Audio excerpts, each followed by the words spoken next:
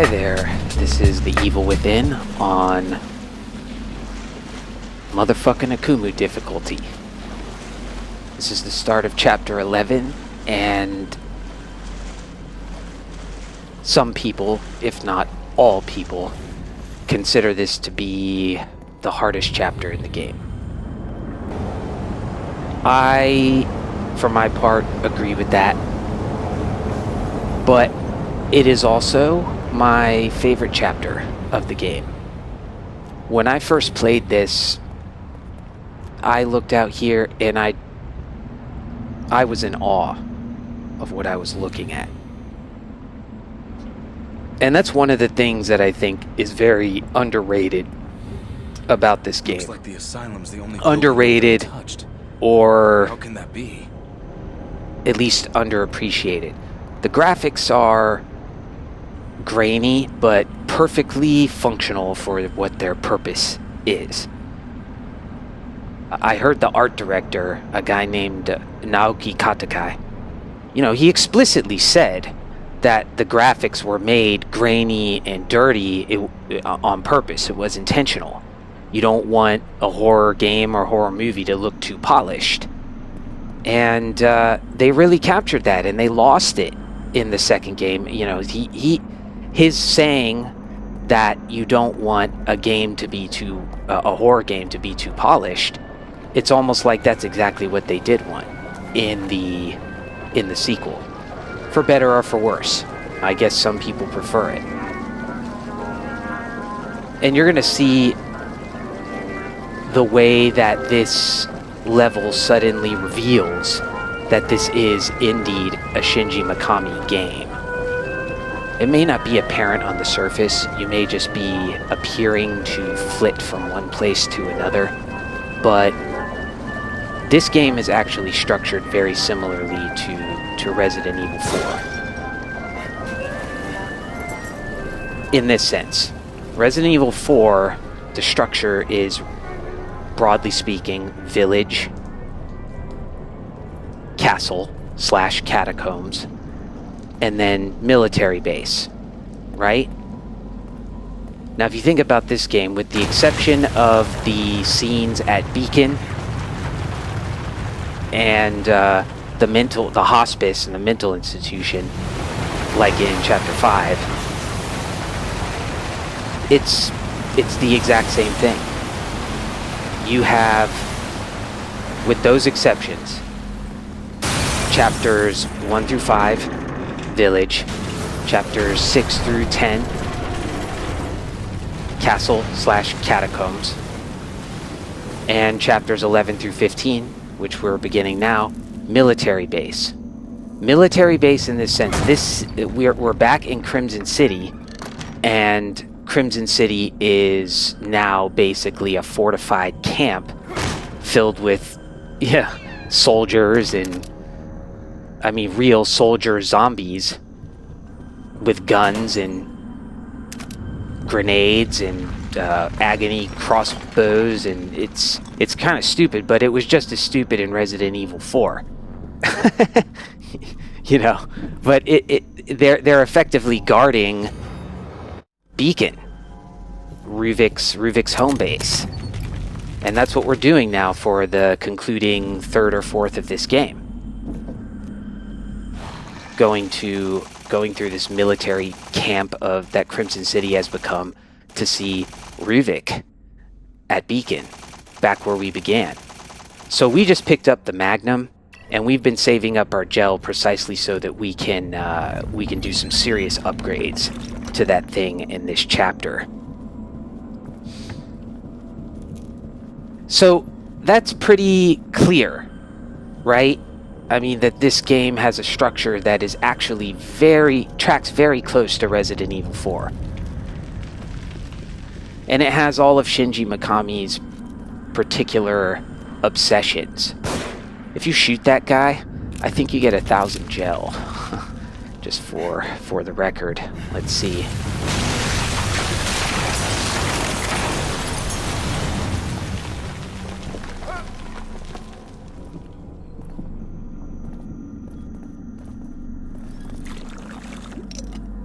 That was worth it. Another thing that he likes to do, you know, you have...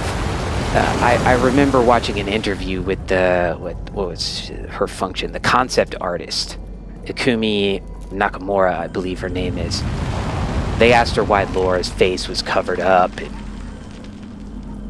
And she made the astute remark, if commonplace to people who follow horror, that it's reassuring to be able to see someone's eyes, and broadly speaking, to see their face, their countenance, their expression. And so, just tracking that, you can see the sadist and the spider that we're going to be facing in chapter 12, who I think is called Heresy. See, look at this fucking guy. They kind of have this Bane thing going on with something over their mouth. You have Laura with the hair over her eyes. You have Ruvik with his hood. The Keeper with the safe. The Haunted with their glowing eyes. It is just a theme in this game, and then you have that theme of mirrors. Just something to think about. Let's get started here. This guy's going to come out, and I'm going to try to shoot him in the leg, and then either burn him or shoot the tank on his back. Ready? I just want to blow him up just for fun. Yeah.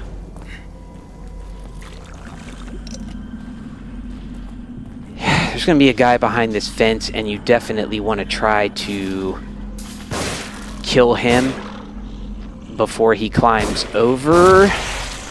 Not bad. See how we're doing for sniper ammo. Okay. This part is, it can be very difficult if you don't know what you're doing. Alright, so there's a guy right here. I'm going to take him out. Look at that. Why is he opening his mouth? Fucking mouth breather, I guess. I'm one to talk. Take that guy out. And there's going to be a guy to your left who you just want to go over and stealth kill. Careful he doesn't see you over his left shoulder. If this guy had a hard hat on, you would snap his neck. It's really cool to see it, and I believe it's the only enemy in the game where that's feasible. Just run up to this guy and burn him. You'll be fine. And then run away from him, because he'll probably charge you. Phase 1 done. Alright, not too difficult. In fact, not difficult at all. The problem with this part, at least, is not that it's very difficult, very tough, very challenging. It's just the enemy AI. You know, sometimes when they charge you, they're going to run out and be in a line so that you can flash bolt them and knife them all, and everything works according to plan. All is right with the world. But sometimes one guy will come out of here and just be completely Carl Lewising it, busting ass ahead of everyone else.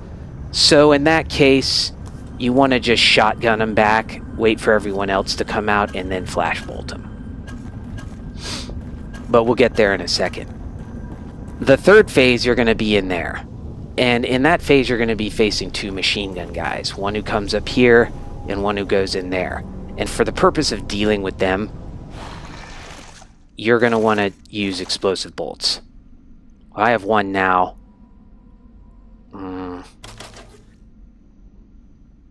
Yeah, I'm not going to need any more than that at the moment. Now, if your explosive bolts are not leveled up all the way, one explosive bolt here is not going to kill this guy. I do not like him living because I am not as fast as other people who can just book it as soon as he gets blown off here. So I like to lay down two. I'll put one about, I hope this works, there to kill him when he gets up here, and one about there to knock him off the ladder. He should be dead after that. Okay, now we come here, and you're gonna I'm gonna knock on this door, and then guys are gonna come out, and it's self-explanatory. It's relatively straightforward. Hopefully we can, yeah, see, look at this guy. Look at him. I mean, he's so far ahead of everybody else. Come on, guys. I hope I did. Fucker.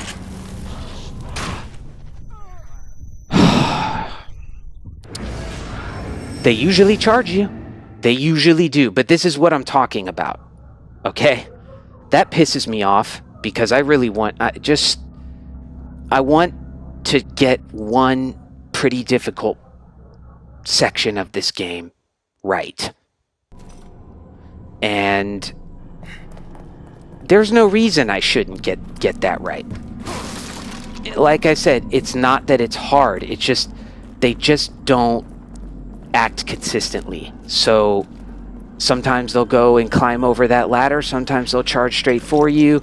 It's RNG. And it's an eliminable. Go down. Go down.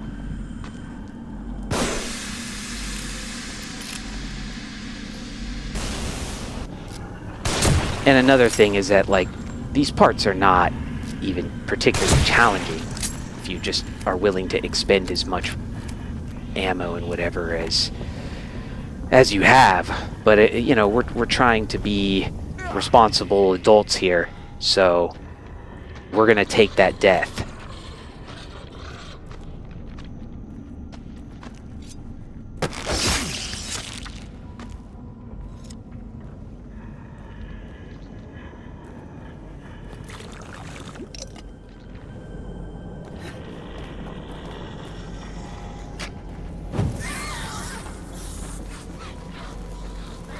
See, he's trying to run at me.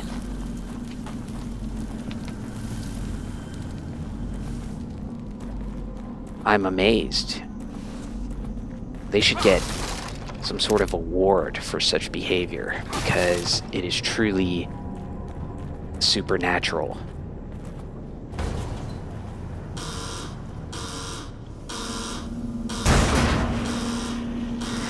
And here he comes.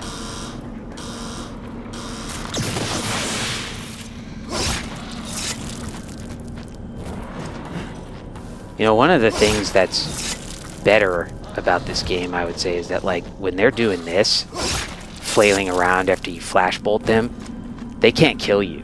But in the second game, they can. They don't have flashbolts in part 2, but the smoke bolts, which serve the same function when they're upgraded, yeah, they can actually hit you when they're swinging around like that. It's really annoying. So this is probably not going to kill this guy, but I'm going to do it anyway, just because he makes me uncomfortable. And I like to fucking blow people up who make me uncomfortable and then shotgun them. And then you're just going to run out of here and hopefully be copacetic. Grab that key, wait for this guy to come in.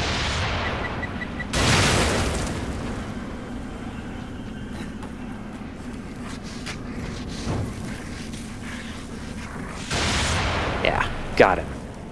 We're out of here. There's going to be guys behind you, but you needn't worry about them if you get out relatively quickly. Sometimes they will chase you out here, so run.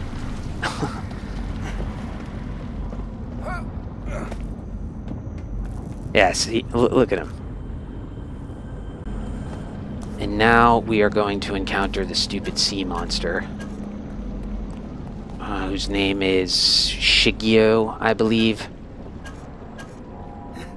Who fucking cares? You can't kill him, and he's really just an annoyance. So, get past him, get away from him, move on. There's a key over here, Z. And you just want to pushy this statue over to the car E. Melee. Go.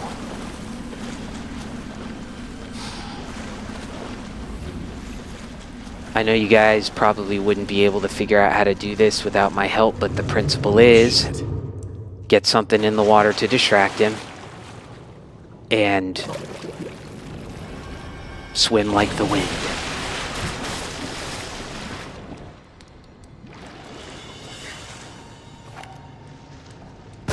Bye-bye.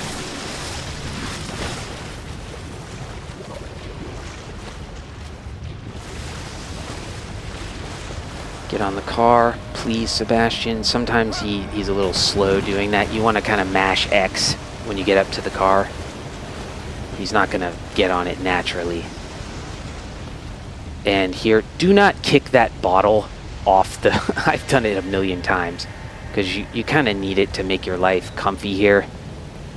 So, to jump, you just run off an edge and in the appropriate place and he'll jump. So just jump onto to this car, jump onto this. Oh my god. Get on.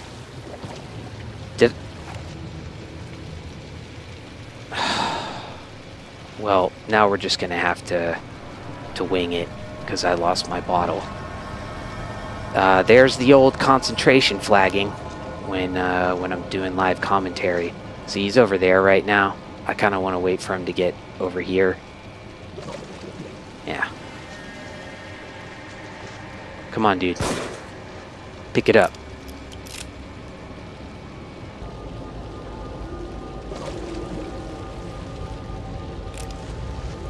Okay. Okay. Okay, we should be good.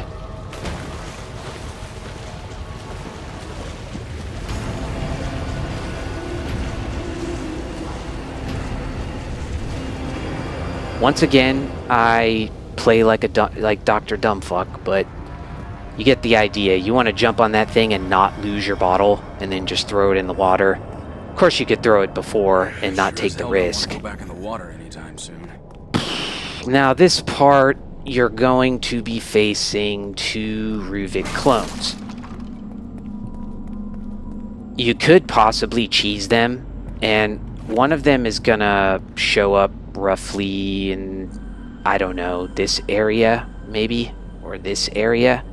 And you could, like, place an explosive bolt there and, you know, at least give him a hit, or put a shock bolt there and then kill the guy, the clone up there, and then come back quickly and get him.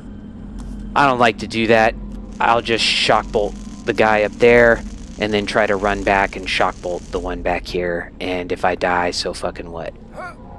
You get a checkpoint here anyway. Don't worry about dying here. Just try to be conservative with your bolts because we're going to be using a lot of them very soon. This is Magnum ammo. If I can open it. And we have this. And you want to put your shock bolt right about there. And that's it. He'll show up, get fucked, and then burn him.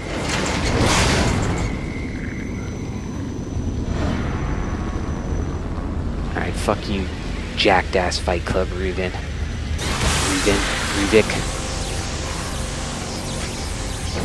Alright, now comes the challenge. He comes with his hands. Got him. Over. Sometimes if your bolt isn't upgraded enough, it's just gonna miss his hands or hit his hands and miss him, and yeah, you know how it goes. You know the drill by now.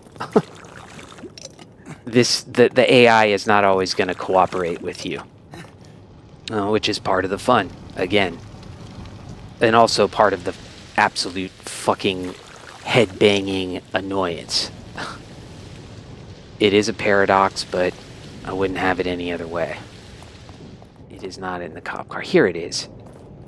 Don't miss that. Freeze bolts are an expensive commodity, so no matter what, take your time and get it. So You're going to come in here, and thus will begin the hardest segment of the chapter, and I believe the hardest segment of the game. Other people don't find it quite as challenging as I do, but it's like 3 to 4 consecutive sections that have extreme proclivities for You gotta be the video game equivalent of sexual assault. This place is filthy. I don't know a more euphemistic way to put it. Is this his doing? The AI goes batshit and becomes unpredictable, and then you got the gondola ride, which is just Are you all right? monstrous, barbaric, You do realize savage, there will be no one to replace me. bloodthirsty, evil. How many keys do we have? Yeah, we're coming in here with the intention of doing some serious upgrades to the Magnum. And the Magnum allows you to say, like the great General Hannibal, I will either find a way or I will make a way. And, for example, on the gondola ride, if you fucking can't find a way with the Magnum, you can make a way. Before I grab anything, I'm just going to open. Gel. Very good. I hope I get a bunch of gel here. Man, they are really loving the shotgun shells. They've given me 2 or 3 lockers with shotgun shells already. I need fucking rifle ammo, dude. Rifle ammo. Please. And the 2 keys, let us not forget. The 2 keys. If I don't get them, I don't know. This game, together with the PS4, is going out my window. Right onto the street.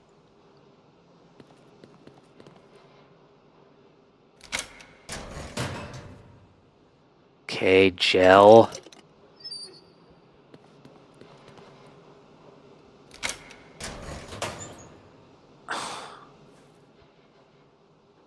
I still don't.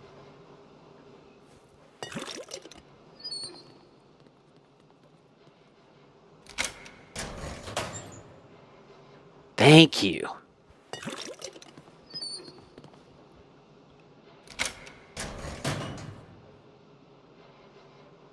All right. So just follow my lead here, and regardless of if you have as much fucking gel as I do, usually I don't have this much at this part, and that's probably because I slip up and I go to the lockers in chapter 10 at the end. But it doesn't matter. You only need 60, 65, even 55, I guess, would be sufficient for the upgrades you need to do to your Magnum, at least at the moment. We're going to do more later on. So go straight to your Magnum, and first things first, get your damage up to 4. We're going to put it up to 5 later, but for now, just spin that gel, get it over with. Fire rate, 3. We're going to see if I can do any more safely after I do the minimum, the bare minimum here. Reload time, we'll just stick with 2 for now. Clip capacity, 8. That'll do. Accuracy.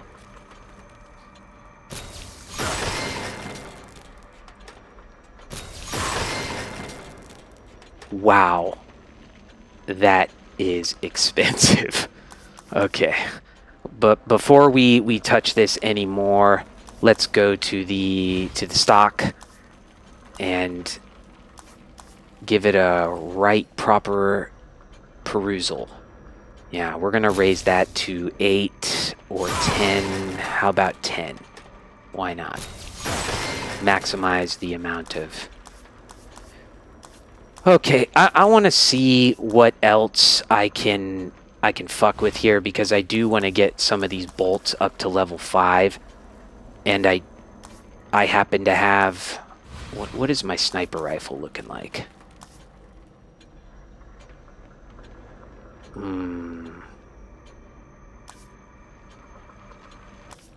Well, that's okay.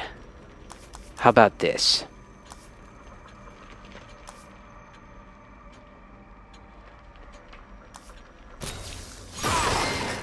Level 3.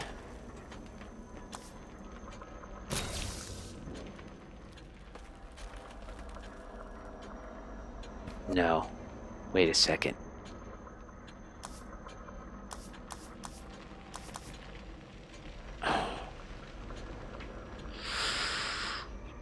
That's gonna leave me with just not enough to do a level 5 upgrade to one of my bolts.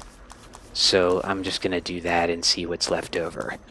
Here, your most important bolts are going to be your flash bolt and your shock bolt. And for the remainder of this level, just considering the gondola ride, probably your flash bolts, but it's easier to manage, I think, with 13 seconds on your flash bolts than it is with simply level 4 shock bolts. So I'm just gonna go do that, and the next one I do will probably be my flash bolts. My stock, good.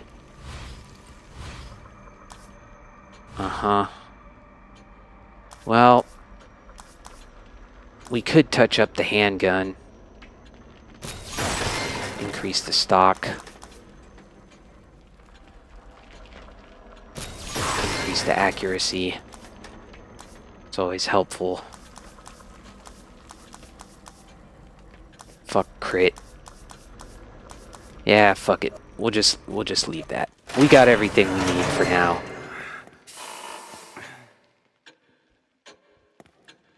So let's take stock and make sure we are ready and loaded for bear. You want to just double, triple check and get everything in working order before you go into this next section, because I'm going to tell you a story before we go there. The first time I played Akumu, I was following a walkthrough, but I wasn't doing it well. And the result of that was that I was spending a lot more ammo than was advisable. And by the end of chapter 11, I basically had nothing. And I almost couldn't continue because I didn't have the ammo to take out the spider and whatnot in chapter 12. Now, it turns out you don't really need to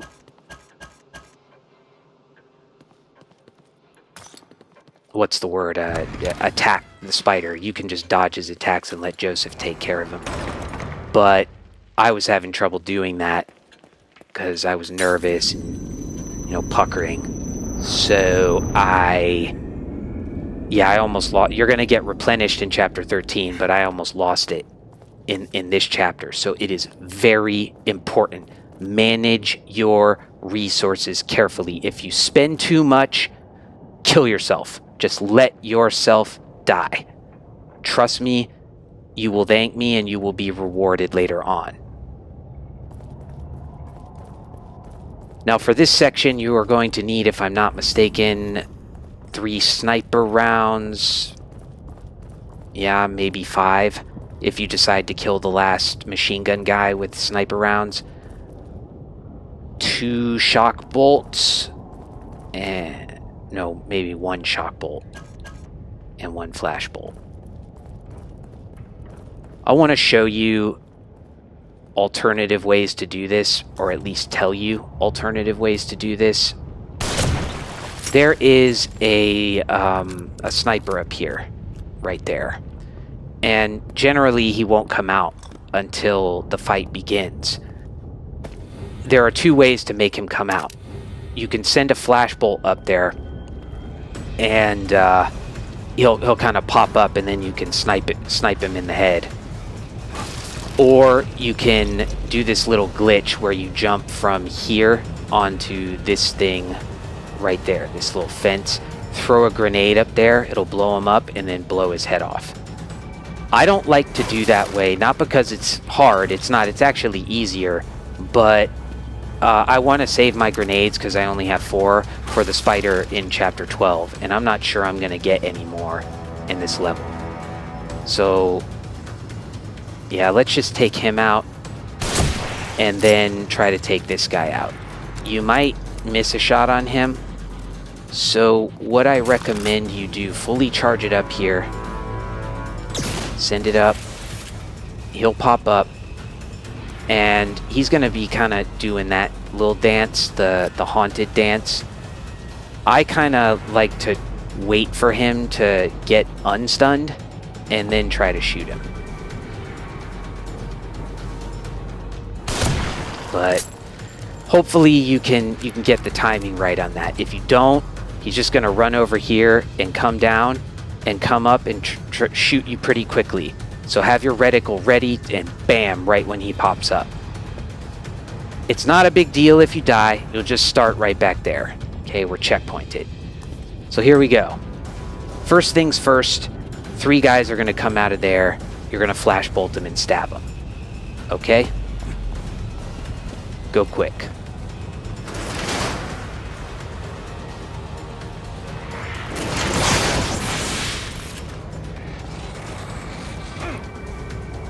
Fuck.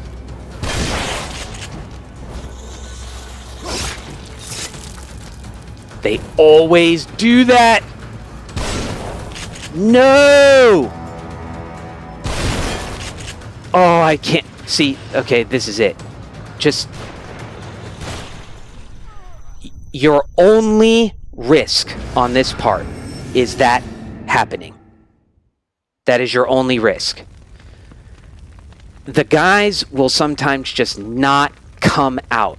And you can't come out and lure them out because they have fucking guns. And they will shoot you in quicker than you can say, fuck me. Alright? So, your timing has just got to be... No, it's not your timing. My timing was fine there. It's not your timing. The game just has to allow those people, all of them, to get shocked. But as we've seen countless times in this playthrough, sometimes it just doesn't register the shock bolt. God damn it. I keep... The fucking flash bolt. It sometimes does not register the fucking flash bolt. Okay? And that will happen. You should not ever be punished for doing something right.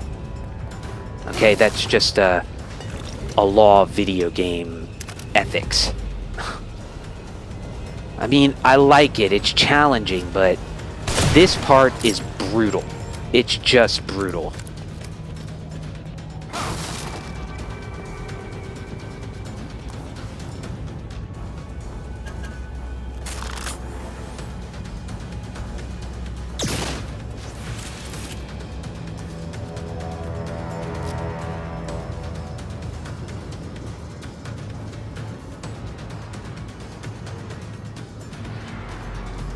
I just don't like shooting that guy when he's fidgeting. I miss, I clang off the bar. Much easier to just wait for him.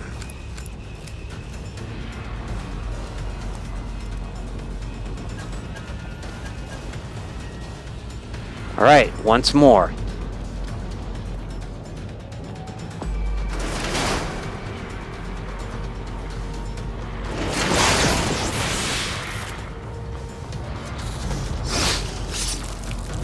In your medulla, parabellum, cortex. I don't care, these guys don't even have brains. Okay. Now, can we, like, maybe get this fucking right this time?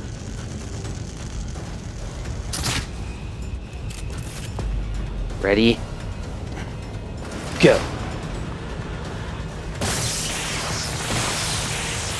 on, Agony Bolt Man. And that's how it's supposed to go, and that is why I upgraded my shock bolts to level 5. Because of this section.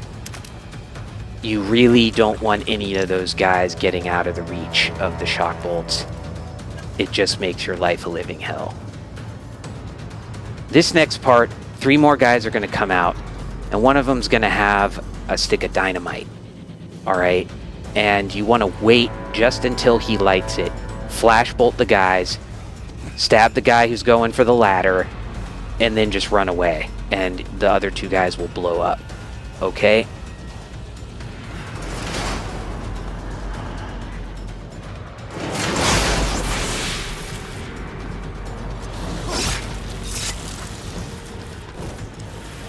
Now guys with machine guns are going to come, and this is probably the trickiest part of this section.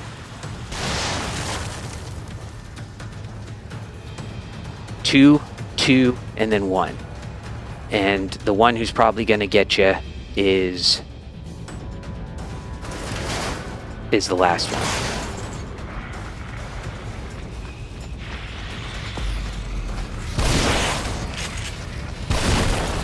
God damn, that was close.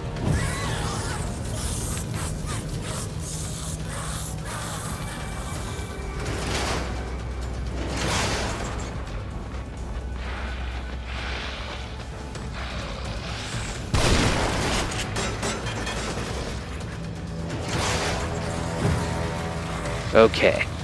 Now, if you do not kill this guy relatively fast, a guy with a grenade is going to come down. So here's how I like to do it.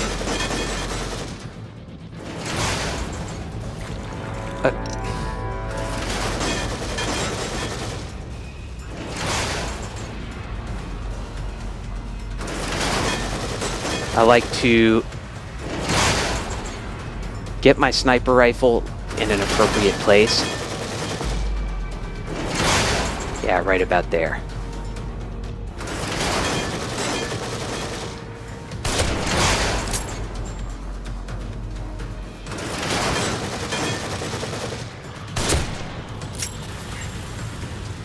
See, I didn't kill him fast enough.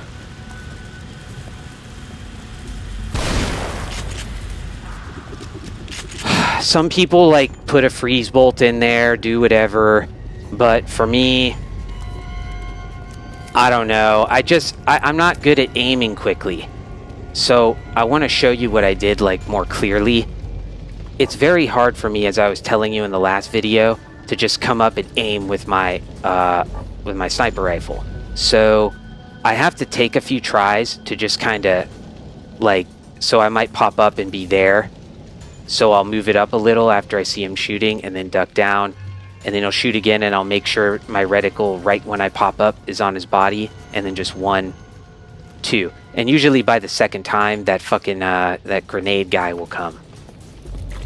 Anyway, that's how you're going to do that part.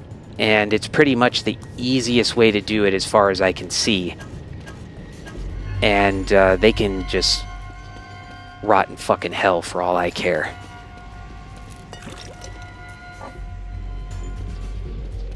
This next part is somewhat less difficult, but it's right before the gondola ride, so it's kind of a tricky bit of easing up of the difficulty. So, I gotta scalp this fucktard with my...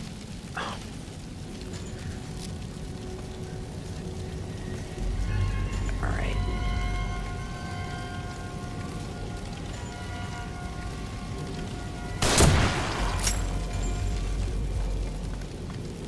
I wonder...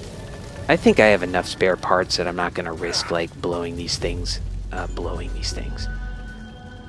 not gonna risk trying to get the trap parts from them. Oh, you do get a grenade there. So, yeah, I mean, if you want to use the grenade strategy to kill the sniper on the previous part, go right ahead. Because you're just gonna get it right back here. I have plenty of trap parts, so definitely no need. But I will blow it up. at a sufficiently safe distance. That should be good enough. That should be good enough. And that should be good enough. Good. Please give me some sniper ammo, please. Sometimes they do in those boxes, but that's just not the way this playthrough is going for me.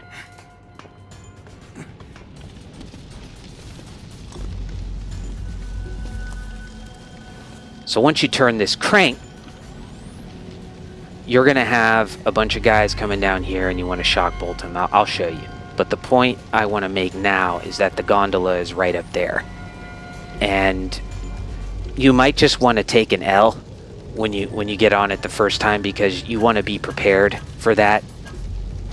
In particular, you want to be loaded up on explosive bolts. So I'm going to give myself 3, and you want at least 1 flash bolt, okay? And how many do I have now? 2. I'm going to make... fuck it, they're really cheap. I'm just going to make 2 more. And how are my shock bolts? Yeah, that's fine. So here's what you do. You want to put a shock bolt in that general area, and when the guys come down from there, they'll get shocked. Now, this is after you've turned this thing, and when you come over here, they'll still be shocked, and you want to hit them with a flash bolt real quick. And I warn you, when you do that, there's probably going to be guys coming here up this ladder for you, and they really can kill you, like on the ladder or when you get off. Sometimes the AI will kind of notice you're climbing down the ladder, and they'll just park themselves at the bottom of the ladder and just tear you apart when you get down there. So come down these stairs and go around. And then when you climb up that ladder, you can do one of 2 things. You can try to kill those guys, like by firing another flash bolt or firing another shock bolt and burning them, or you can just run past and get on the fucking gondola and take your L, because you're probably gonna die on the gondola. But yeah. So let's try to get this right.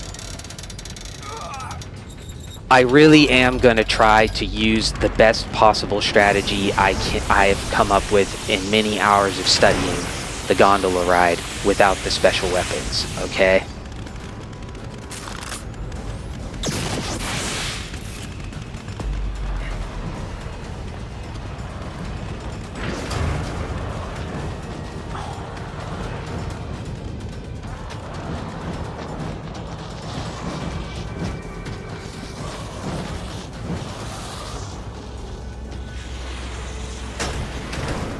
Checkpoint. Now, if you're here, you might as well just prep some explosive bolts.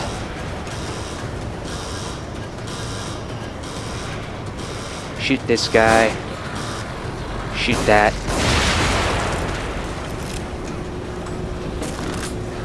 Put an explosive bolt about... that's no good. Shit. Well... I can't believe it didn't go farther. I have my distance maxed. And then one more guy is going to come up here, and you want to quickly put an explosive bolt right about there. Shoot this guy. Get your sniper. Shit. I'm sorry. I forgot about that guy, because that Molotov guy you just saw me shoot, he's random. Like, sometimes he comes out and sometimes he doesn't. And I got confused, because I'm used to just the one guy there and not 2. Anyway, it's probably better that way, because I seriously think I misplaced my explosive bolt. But I am going to prep my magnum up top. Know this. You can safely expend about 2 magnum bullets here, I believe, and you'll get them back right afterwards in there. Fuck, I hate to do this, man. Because that just gives me more complications, you know, like things I have to calculate in my brain while I'm talking and while I'm trying to react to what's going on the screen, but I'll be okay. I'll be fine. See, there's that motherfucking guy. What is he doing?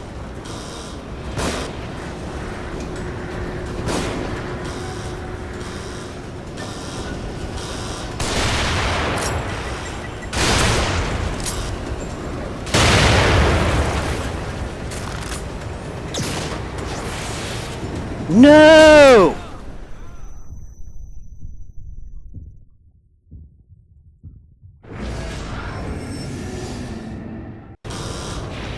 Shoot you in the dick.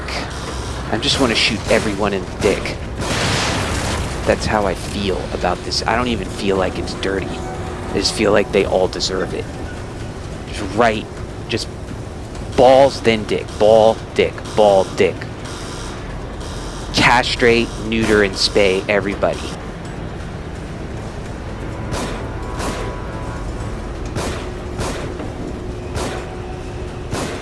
God damn it!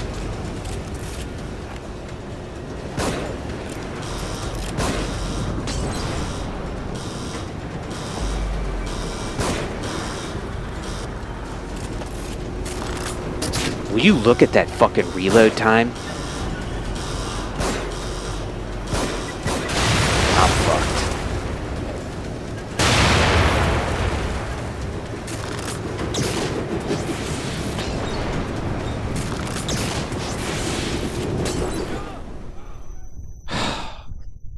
Well, that's never happened anyway.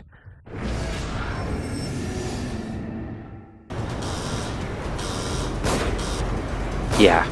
Yeah, sure, of course.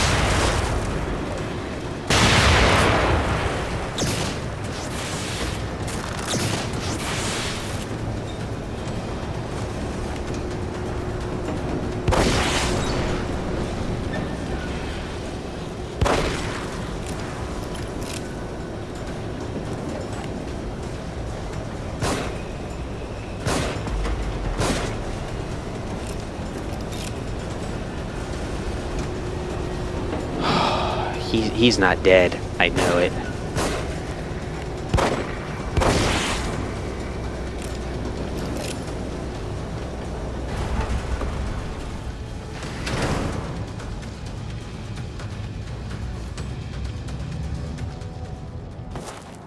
Yeah, so what can I say? You know, this part is, in my opinion, it's the hardest part of the game. That's all I can say. This part right here is the hardest part in the game. For me, for people with my skill set.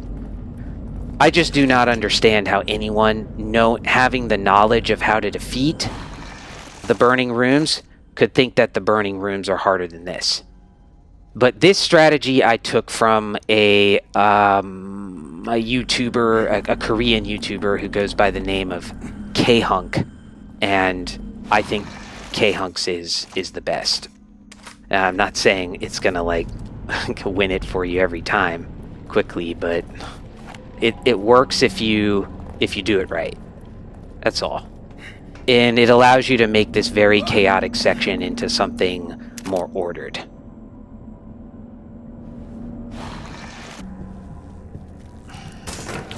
You want to hit this only twice, because then a bomb's gonna come out. after the key. If you notice I sound a little defeated right now, it's because, well, I am. I'm just very upset about how that fucking gondola ride went.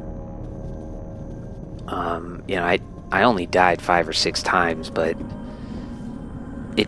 well, maybe 10 times, but it wasn't the fact that I was dying, it was how I was dying. It just didn't feel legitimate, at least half the time. It felt like the game was pulling some bullshit on me, and that part is hard enough to execute with the proper quickness and precision and accuracy and all of that. But then you got your flash bolting guys, and they're not getting blinded or, you know, flash bolting them when they're fucking about to throw a Molotov, and then it flies out of their hands 100 feet and still hits you and doesn't drop out of their hands.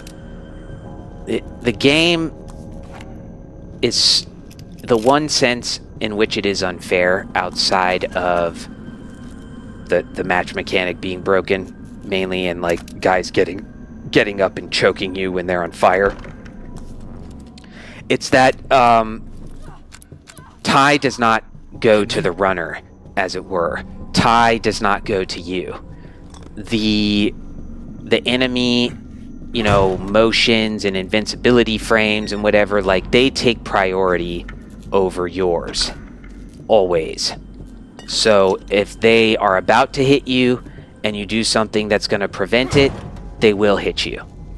If they're about to throw something and you flash them or shoot them, they will throw it. Still. Even if they clearly didn't throw it. That's just what this is. And to be honest, the fucking the name of the trophy warned you of that. It says you asked for it. But to be fair to us, that's not what we asked for. We asked for some fairness. We're just going to take this part in a leisurely way. So wait until you see the monster. Here we go.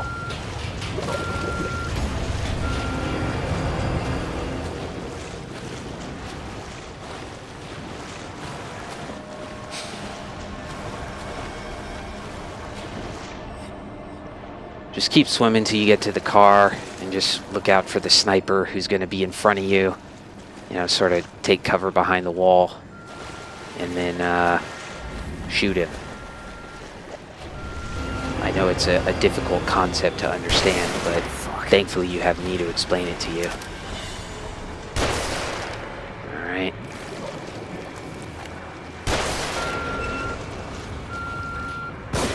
Just shoot him with your handgun.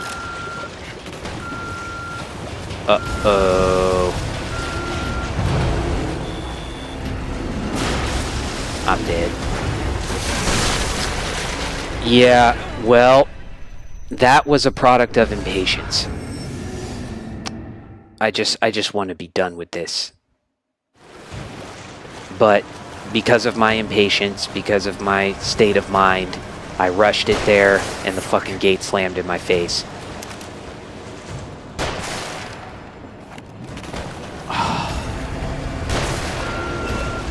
I just...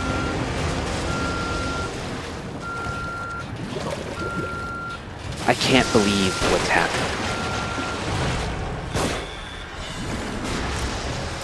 But how many times have I said that during this walkthrough? I can't believe this is happening.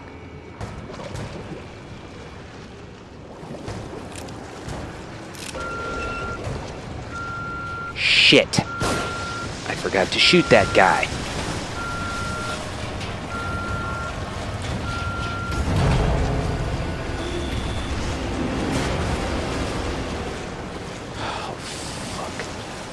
Fuckaroo.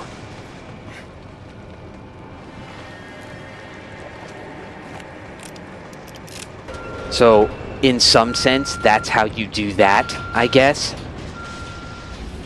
Ridiculous.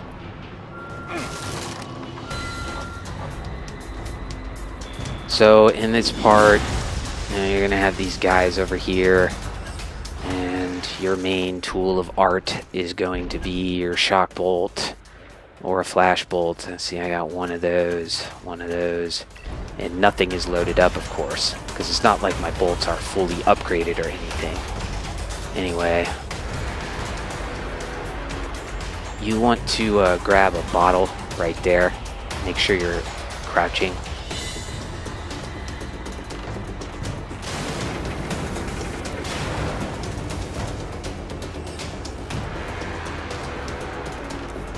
I might just fire an explosive bolt at them.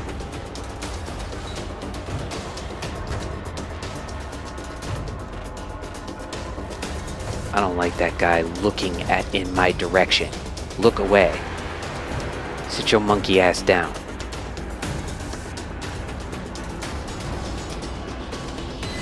Alright, let's throw it about there. And try to get as many people in the area as we can.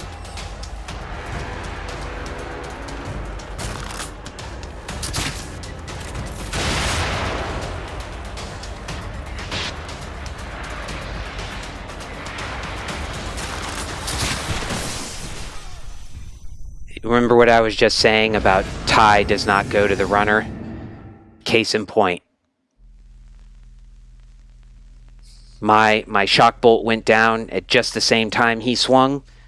He wins, I lose.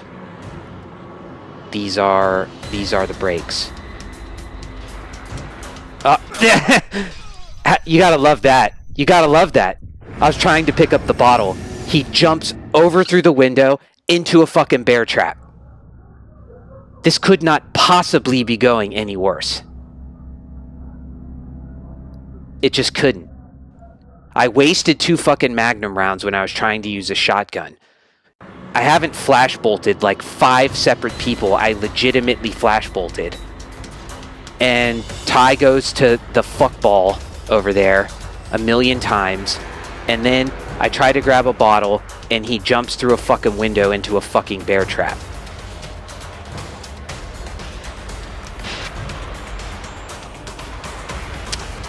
Just fucking kill me. Oh! What?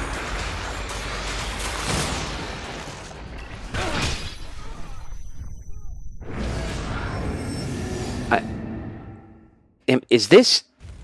Are we on planet Earth? Is this a... Am I in fucking STEM?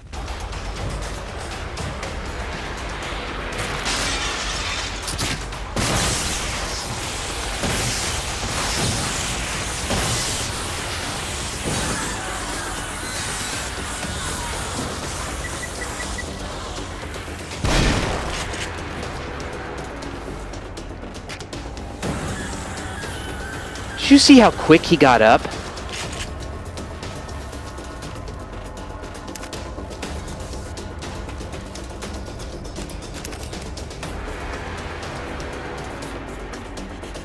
Anyway, that's how you do that part. Fucking it up 10 times, and you definitely want to develop that skill of like jumping through the window right onto the bear trap. It's awesome. Like, everyone can appreciate the whiff, just the finest scent of bullshit. Okay. So now Kidman's gonna come through, blah, blah. I'll tell you how I like to do this part. There's a key in there, in the elevator, so when motherfuckers come out of here, my fucking lady friend is gonna go over there, and so are we.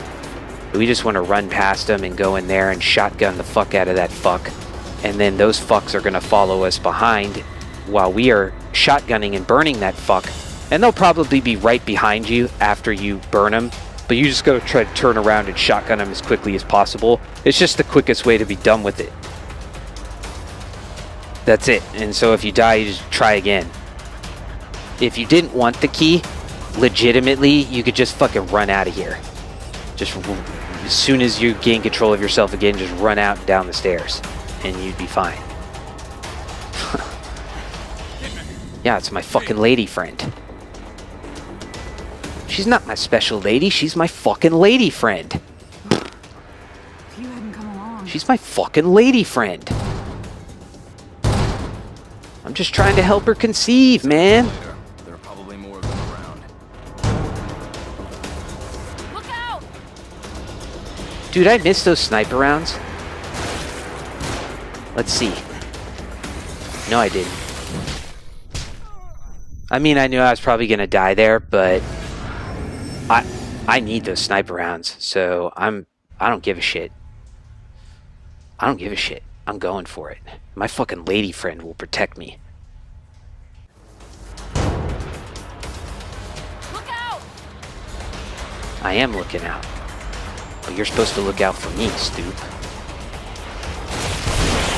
Alright. Lols. Smiley face. Exclamation point. Middle finger.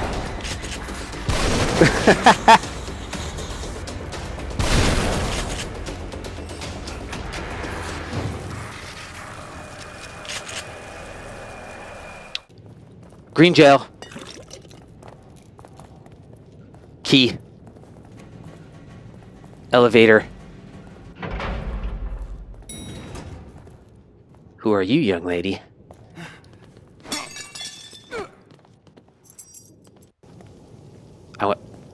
I like to punch whammons.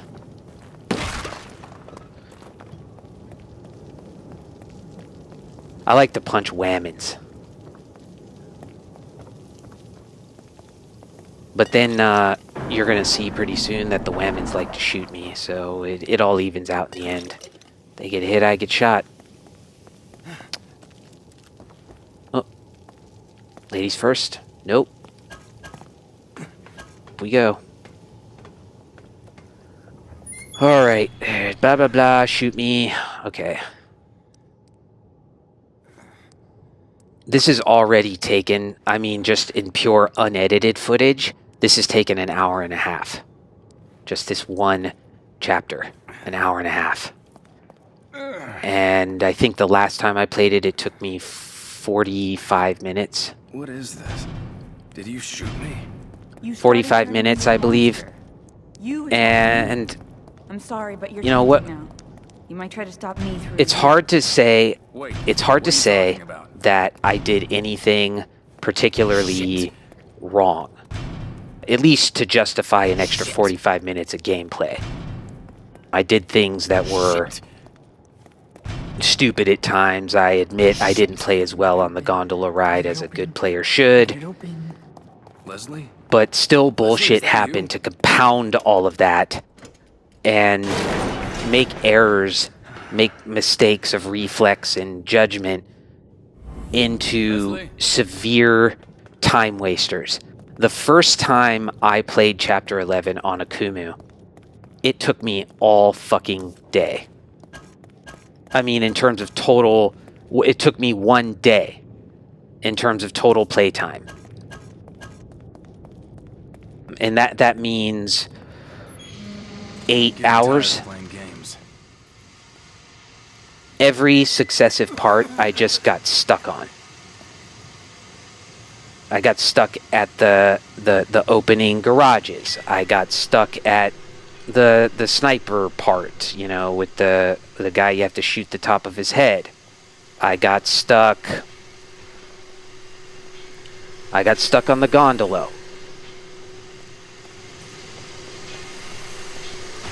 Oh yeah. Yeah. That's great. Okay. Try to dodge one more here. No. Hey!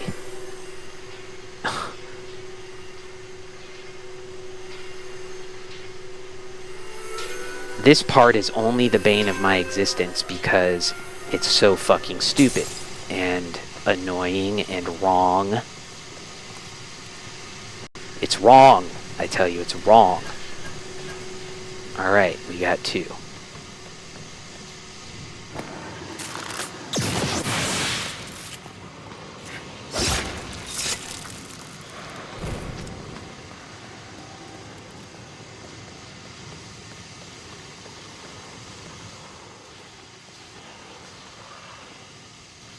there's that fucking guy.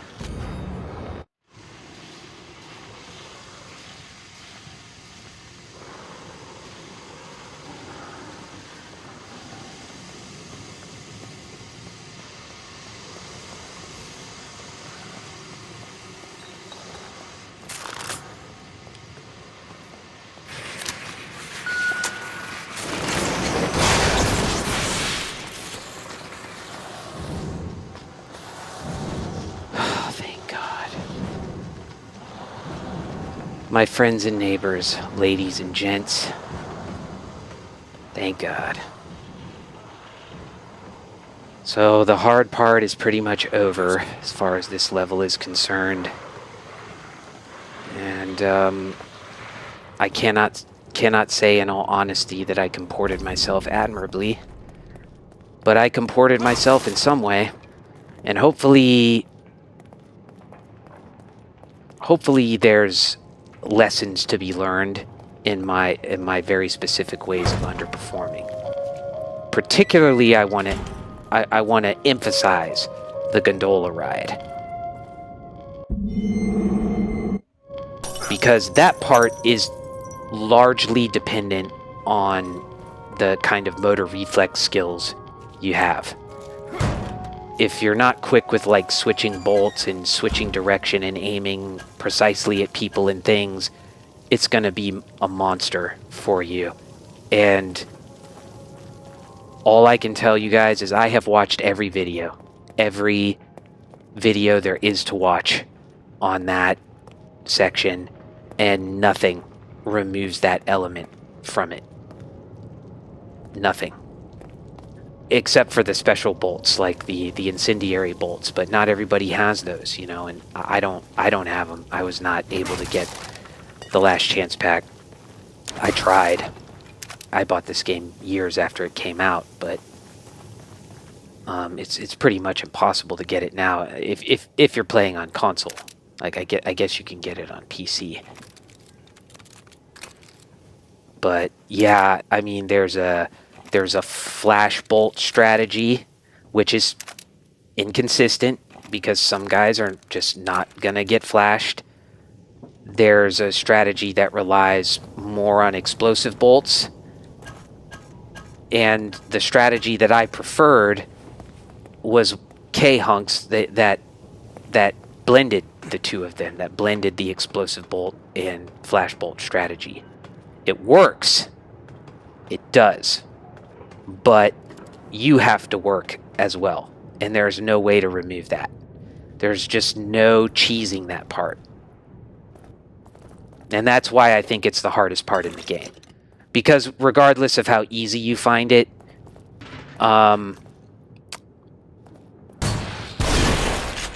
he always like gets blown behind that thing, and then the match doesn't set him on fire. This part is just special in that way. Come on.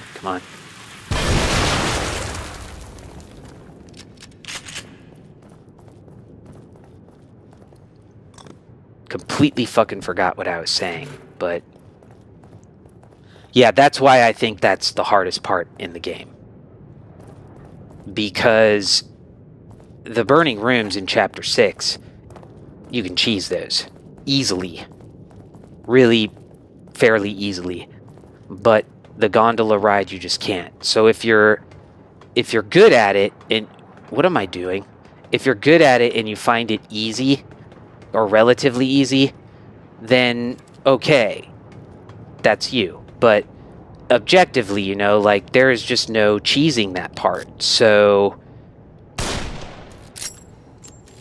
it's intrinsically hard, and you're either good at it or you're not.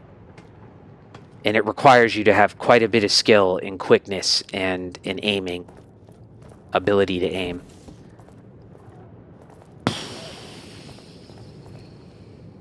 So that's my argument. I think it's the hardest part in the game. Now we're coming up not to the hardest, but to what many people consider to be the worst chapter in the game, which is Chapter 12. And Indeed, I think it's so annoyingly Michael Bay-ish that in post-production, I might kind of like remove the game audio and, I don't know, put some Debussy in there or something, arabesque, something pleasant when we're fighting the spider. But what I want to emphasize to you here before we go out there and get our checkpoint and end the level is this. You want to be sure that you have everything you need ready to go by the time you enter Chapter 12, because you're not going to have time to, to go through all of this and build it up every time you die on the spider. And if it's your first time, you probably are going to die. So make sure you have everything you need. Now, what I would say you would want for yourself is you want to have grenades in there. All right. Because the spider's going to give birth to babies and you got to grenade them to death. For your bolts, well,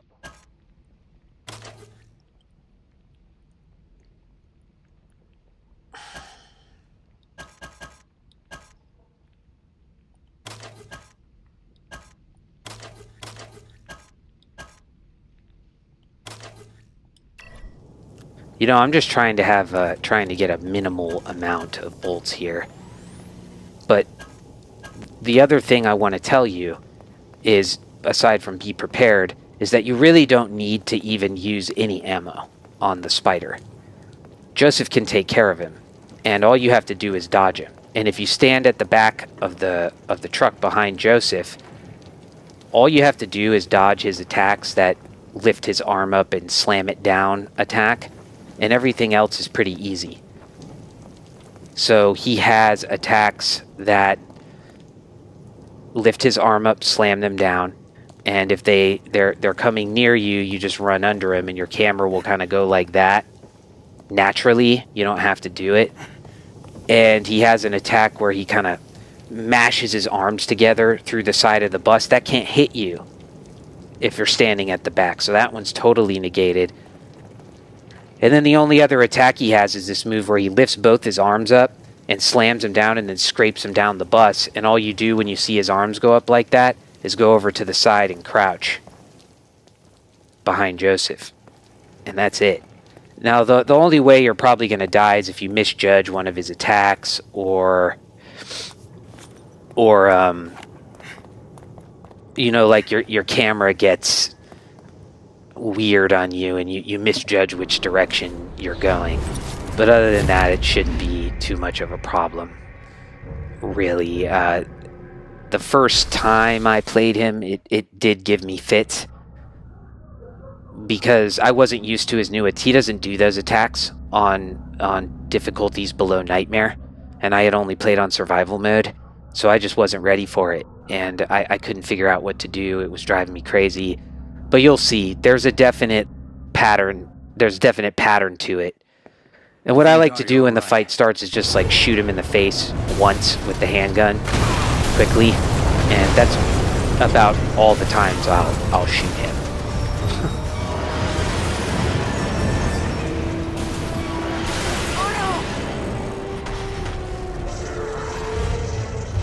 Damned if I'm going to die here.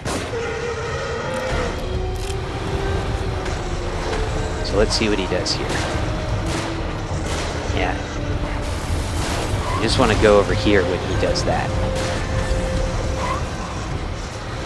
Yeah, so he's going to go low there. He's probably going to go... Interesting. Yeah, see that?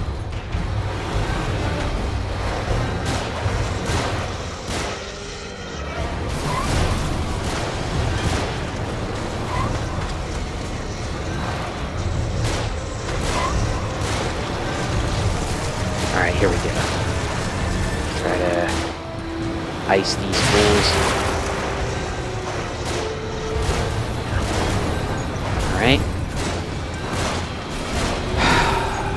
This boss is so stupid. And he does look like Bane.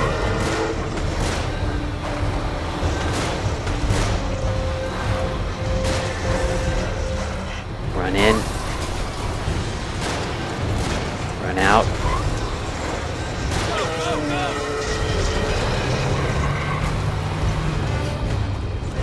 Alright, just a bunch of ammo and no green gel, which sucks. But right now, you want to prep some harpoon bolts. And, sniper... I want to get my sniper back up there. And...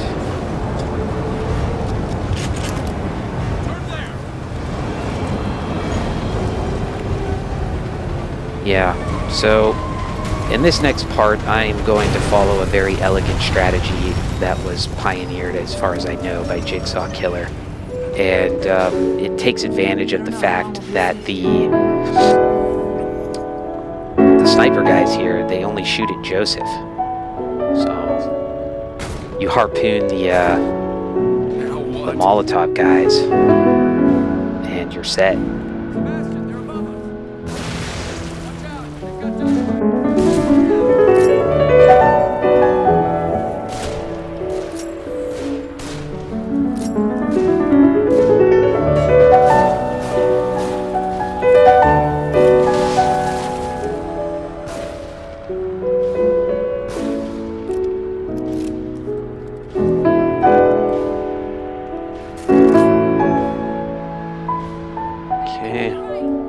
Comes a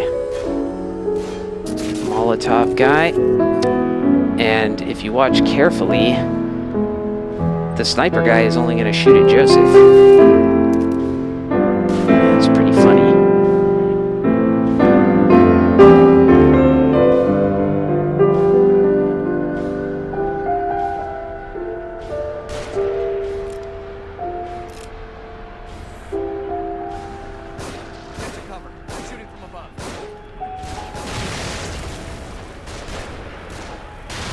I don't know what happened to the barrel there.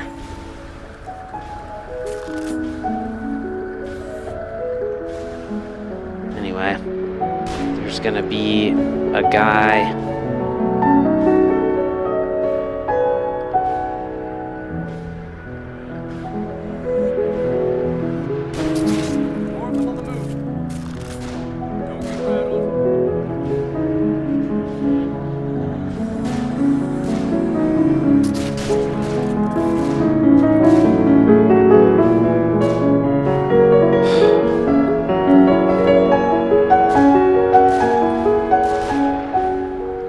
Now just take this opportunity to make sure you got everything you need. Your grenades and shit. There should be no more Molotov guys.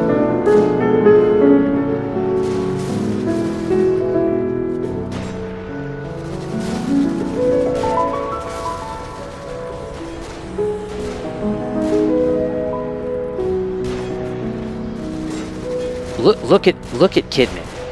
I mean, what are you doing? Kidman, really, what are you doing?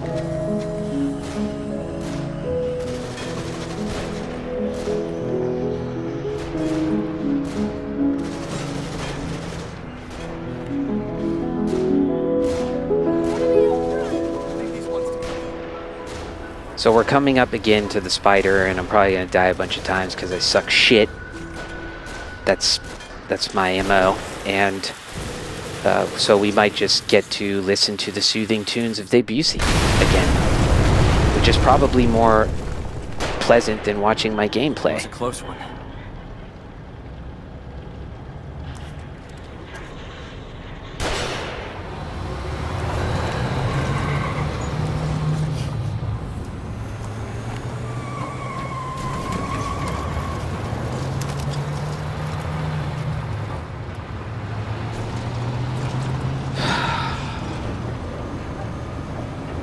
He's gonna take quite a bit more damage this time. To the left of you.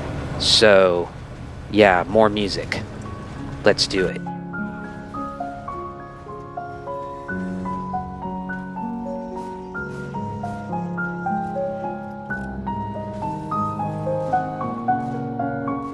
Yeah, my camera just fucked me completely.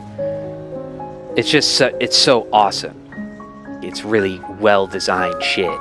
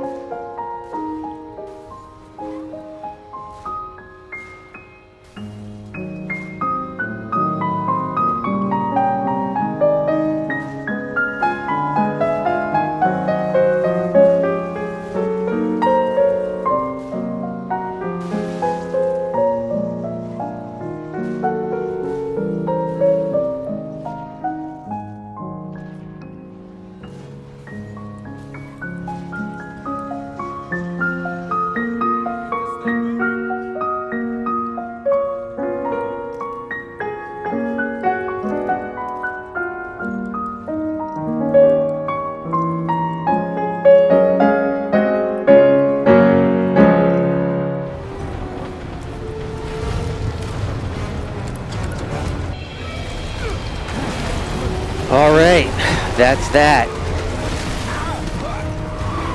It was important for me, maybe not so important for you, to expend no resources on something I don't have to expend any resources on.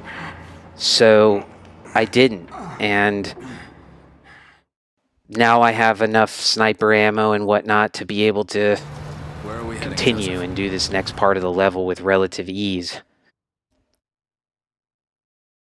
There might be some kind of first aid. I'll go. I'll go. I'll do it. No, Don't let any of them on board. I'll do it. No, actually, Kidman, yeah, go ahead. Ladies first.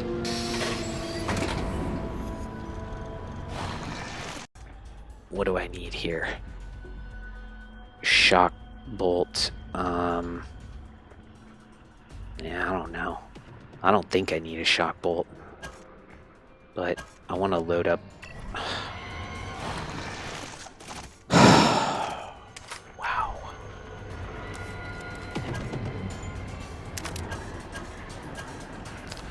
Alright. So, pick up the bottle and throw it.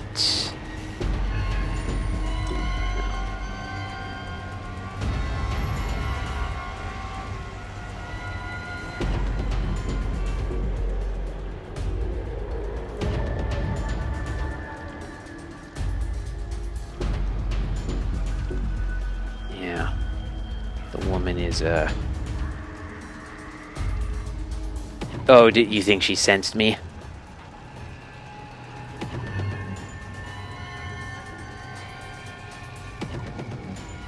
You want to bet she's going to come over to me?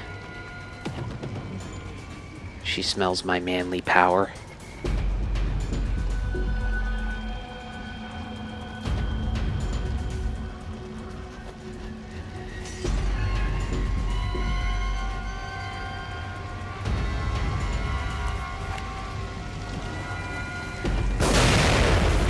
That didn't kill a single one of them.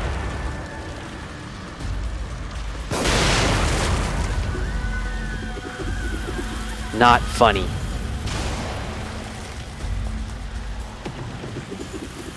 Really not funny.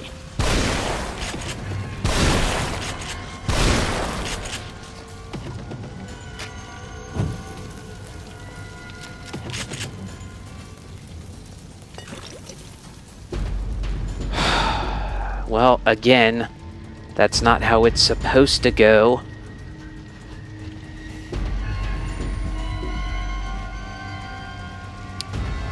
What does go the way that it's supposed to go on this game? Anyway, you gotta take out the sniper now. It's like right, hold on. Yeah, I'm all fucked up. There he is. Get my, sway under control.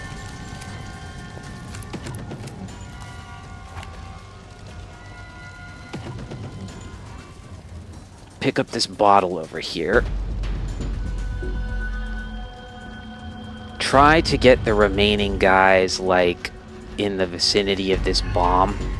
And if it doesn't get them, then just try to blow up the combustible. I want it close.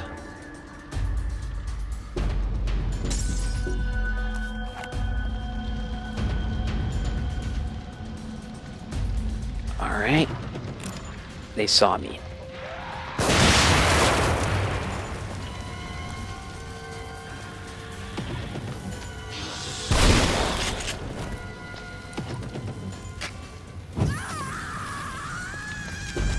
Of course they did. Well, I don't think that took care of all the people in this area. I could try to throw one more bottle. I thought there was one over here, but maybe here? No. Alright. We're just gonna have to wing it then.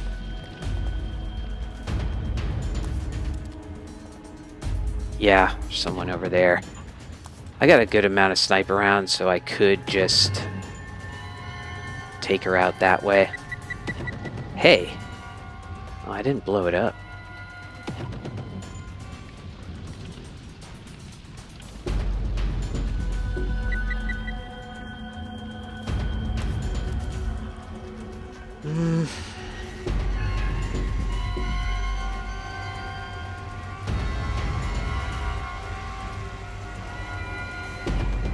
Maybe if I had a bottle, that could help.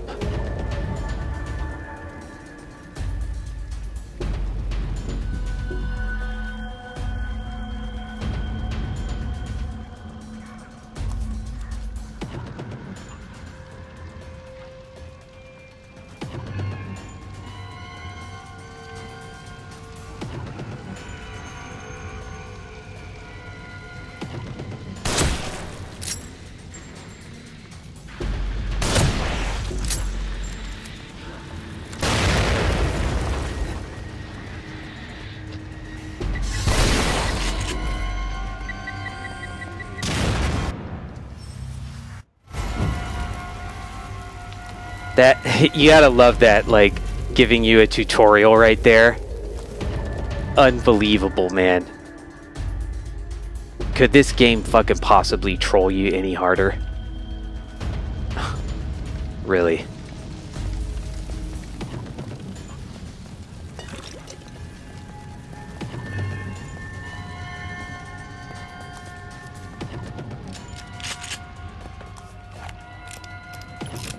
Okay, there's usually a bear trap up there, but sometimes there isn't. Oh, don't you dare. I think there might be green gel. Yes, sir.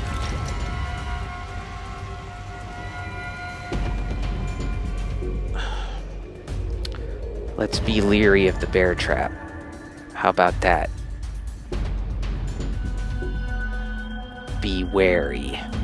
Sometimes I think that it disappears because somebody runs into it. It makes sense. Like when you throw the bottle. I mean, yeah, it's just, it's not here. So, onward. Onward and upward. For more and more. More and more bloodshed. More and more guts. More and more brains.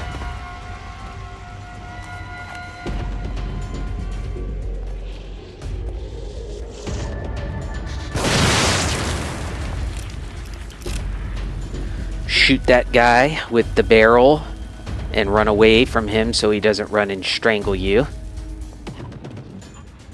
Oh, thank God we are almost done with this stupid level. It's the worst, because Chapter 13 is actually one of my favorite levels, maybe my favorite level of all. I just think Chapter 13 is a joy. It's really hard, but the atmosphere of it, as you know, I'm a big one for atmosphere. You know, it makes me want to shoot. Being in that, like, abandoned hotel. It has that sort of griminess that we were talking about that the art director wanted, but at the same time it's really quiet and creepy. Yeah, I just love it. It's hard as shit, but I can die 100 times, and I just have fun trying to strategize my way, stealthing through the sections. Okay, you want to try to get a headshot on this guy.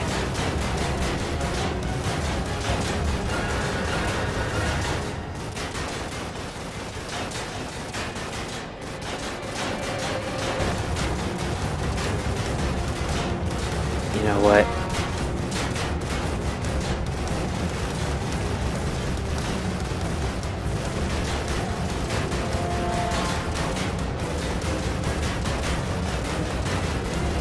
God, this shot is so tight.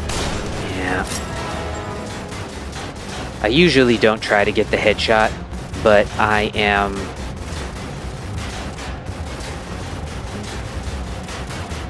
want to be quick.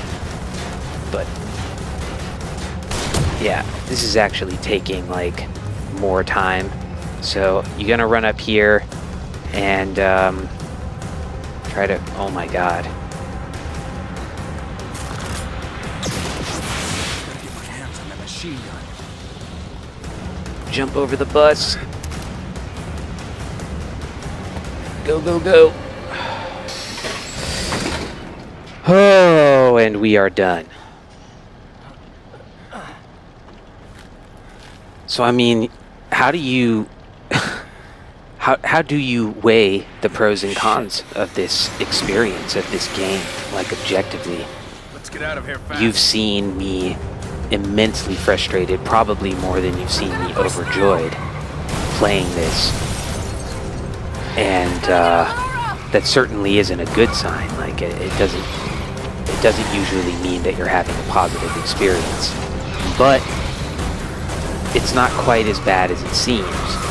I am so frustrated, not because I'm dying a ton. I am dying, and I'm not dying. I'm not playing like a pro.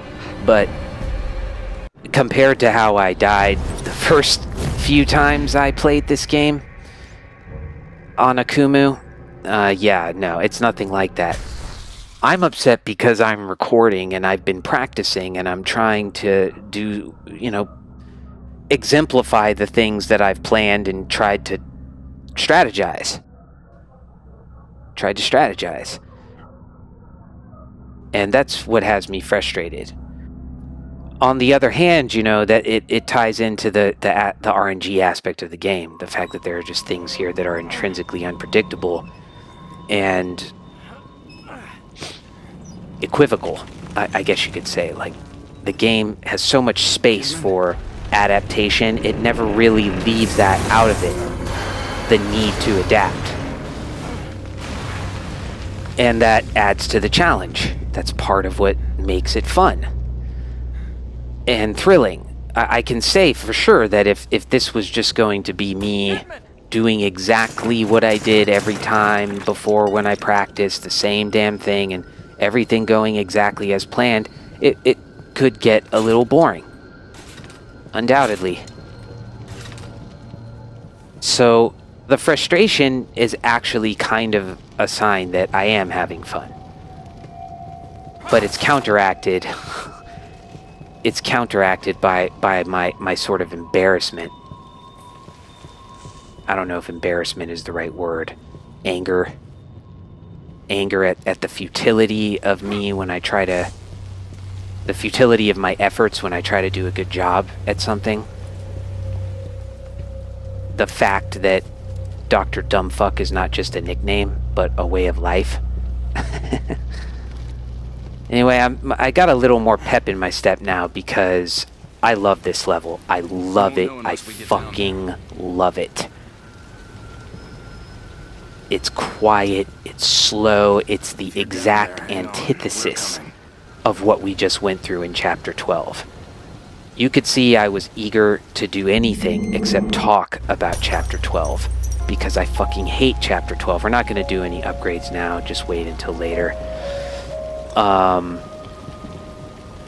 Chapter 12... What can a reasonable person say about it? I have never personally met a human being who failed to not like it. Does that make sense? Everyone I've met doesn't like it. Everyone I've seen on the internet doesn't like it. Everyone on YouTube doesn't like it. And that consensus isn't always worth everything, but in this case it definitely means something. I don't like it either. Who does? Jesus. At best, that part where you're sneaking around can be kind of fun, but the spider is just terrible. The music is... sticking out of the ground? It comes straight from hell. Look how it's positioned. It's the worst kind of summer blockbuster, blow 'em up, boomy, boom, boom, blah, blowy, powy, kapowy, John Williams type of crap. There's no spark, no character. What's worse about it is that it seems like a pander. It seems like they stuck it in there just to, like, saying, like, this is what people who play AAA games want. They want boom, boom, pow, pow. pew pew pow pow, pew bang boom, pew pew boom, big horns, big brass, big John Williams. That's what they want, so if we leave that out, then our game will not be well received by them, and then, you know, it's kind of insulting. No, don't yeah? risk it. I mean, they kind of... I think that's part of the reason why people hate it so I think I see much. another way down. Because it is indeed is kind of fucking insulting. It's a little condescending. Like, trust us enough to know that, like, this is a horror game. We were able to appreciate Resident Evil 1, 2, 3, 4. We can do it. Damn it. Trust us, Shinji. Trust us. The one thing I can say for the sequel is that it doesn't really have moments like that. The sequel is pretty consistently on this level where you need to stealth or die. And that's okay, that's the kind of game it is, but I prefer the balance of action horror in this game. You know, certain chapters like this more survival oriented, certain chapters like chapter 5 and chapter 6 more action oriented, but chapter 12 is just beyond the pale. Alright, my intention for this next part, because I like it so much, is to try to show you a couple of different ways of doing it, because it's really hard. And one particular way might not work for you, and maybe an alternative method will.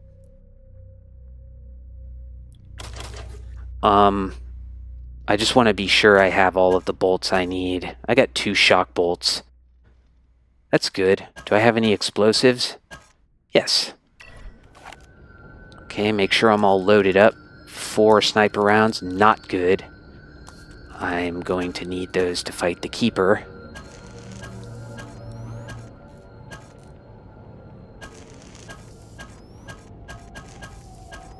Alright. The first method on this part that I'm going to try to show you is... it's an older strategy that I think Jigsaw Killer like to use, and it just involves 3 flash bolts. You're going to run through it. It's going to be fast. Well, you're not going to run. You're going to jog. Don't run. And you'll get through it, but you won't get the gel and all the other things from the enemies. I'm tempted to say if I get through it actually doing this, then I'll just accept it, but I don't really like the state of my gel right now, and I need more. I need to upgrade some things to level 5. I need to upgrade my Magnum to level 5, so yeah, if I get through it, I'm just gonna kill myself and try to show you another way to do it. So we'll see if I can get this to work.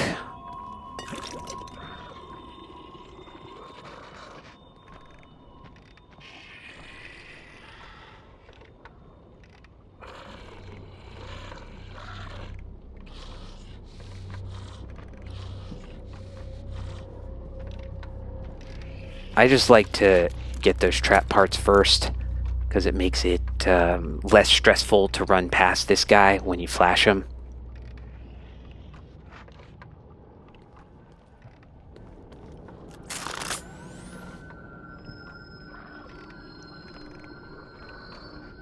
I'll just wait till he paths out here again.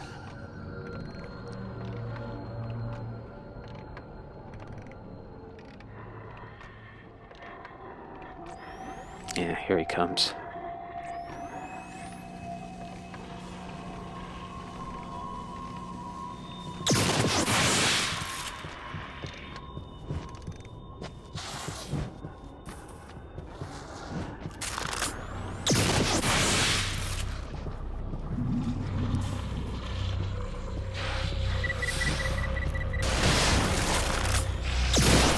Ah, he got me. Oh! Yeah, I wasn't quick enough with him. I was real close, fellas. We almost got it. I'm gonna try it one more time, and if I fail, you'll see, you get the picture. I'll probably put a link to it down in the description, so don't worry. But it's brilliant. It's a really brilliant way to save yourself the pain and agony of this section, which can be incredibly tough. for the usual reasons. The AI is bullshit and it's not consistent. It is sometimes very hard to grab this green gel. Okay, let's make sure this guy turns around.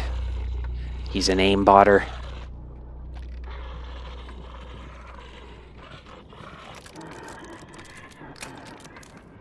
Jigs just fires the flashbolt and undoes the trap parts and then goes all in one go because he's quick, real fast.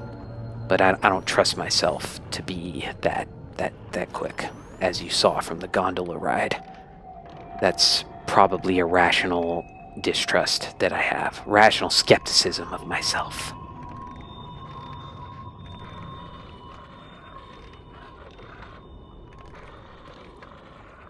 Just come a little closer, bro. Little closer. All right.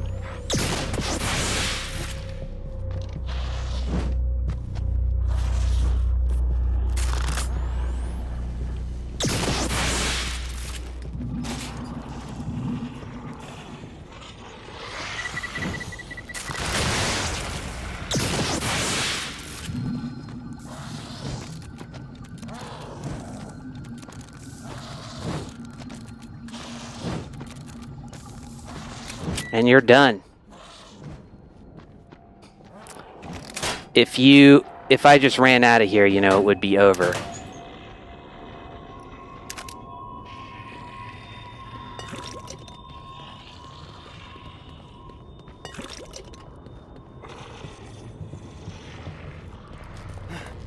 Yeah, we'll just do it. I mean, I don't give a shit. That, you know, I think that's pretty elegant, and maybe you'll like it doing it that way. It works. It works. And look at how quickly we were able to get it done. So, on my TV, I can't really see this guy over here. I'm going to get his attention. Yeah. He's going to try to aimbot you usually. Yeah. Which he just did. But don't worry, you get a checkpoint when you go down those stairs. Sometimes he stops at the door, which is what I was hoping he would do. But.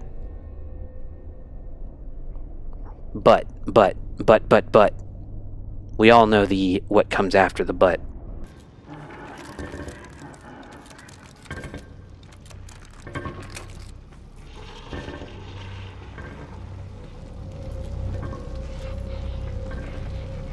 He didn't see me. Well, that's amazing. See, I can't fucking see him. On my TV, I can't see him. Okay, wait, I can kinda... Alright. I'm gonna try to stealth him. But I can't see shit. Alright.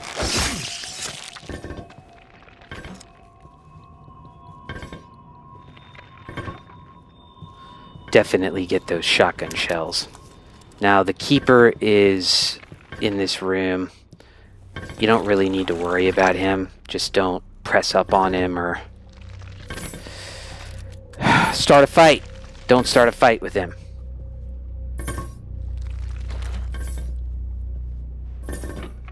Green gel here. Green gel here. I don't think green gel anywhere else. Noopy. Alright.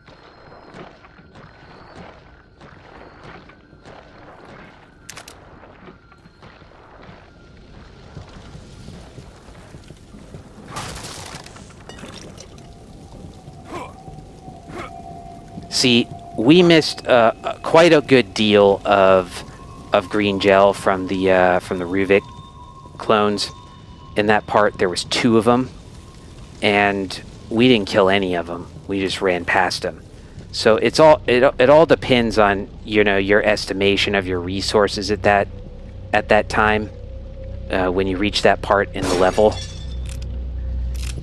and just make a judgment call.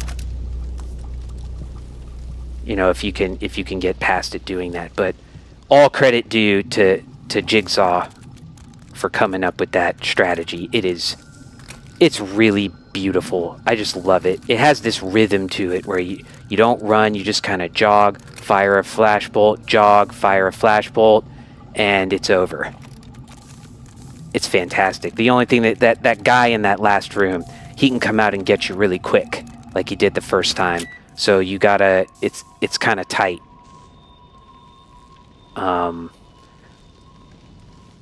The firing off of that last flashbolt in the corner of that room. I did get the key, right? Yeah, pretty sure. That's pretty much the hardest part of this level. I mean, it gives you fits. I got stuck on it before many times. And not just on Akumu either. Yeah, don't worry about it.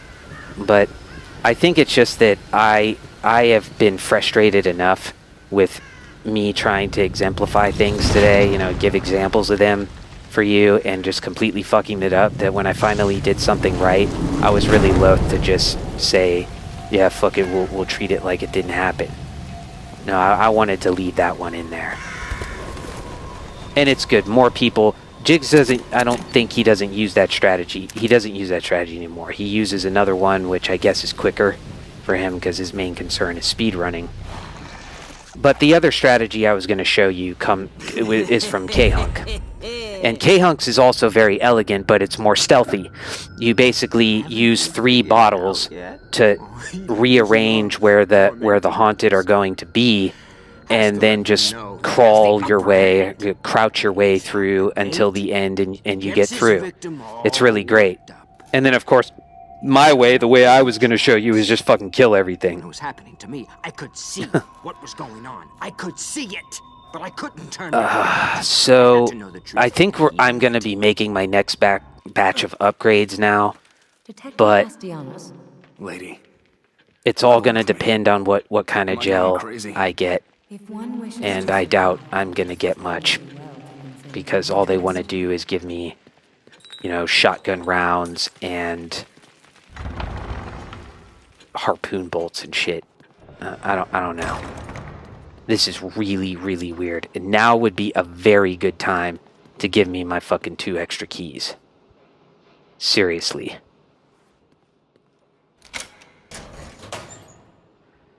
That... Thank you. I really wanted that. I needed that after wasting those Magnum rounds. I like the gel, man, but where are my keys? Oh.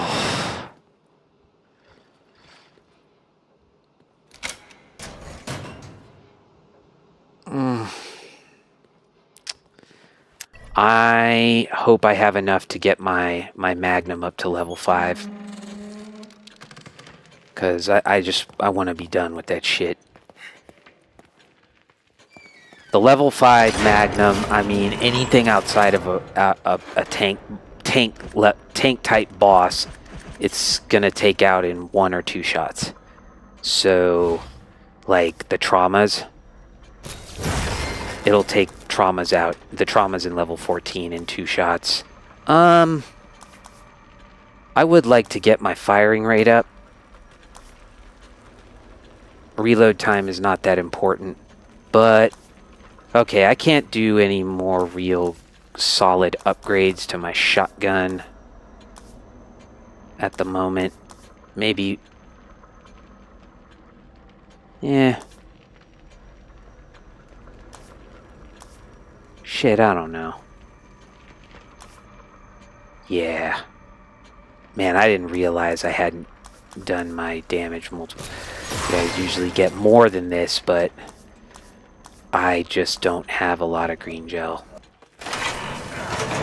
It's gonna be dicey with the keeper.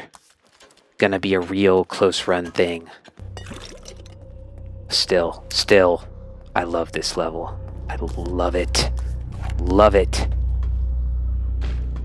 I love this quiet moment we're about to have after this shit, where we just go like exploring these different rooms. getting all this good shit. The music and the chiaroscuro almost, you know, like the shadowy outline around Sebastian in the way that, I don't know, this is just how I always really imagined horror. At least creepiness. You don't know, it gives you that feeling. Here's the feeling I get when I play this level. It gives you that feeling of like not knowing what's gonna... Uh-oh.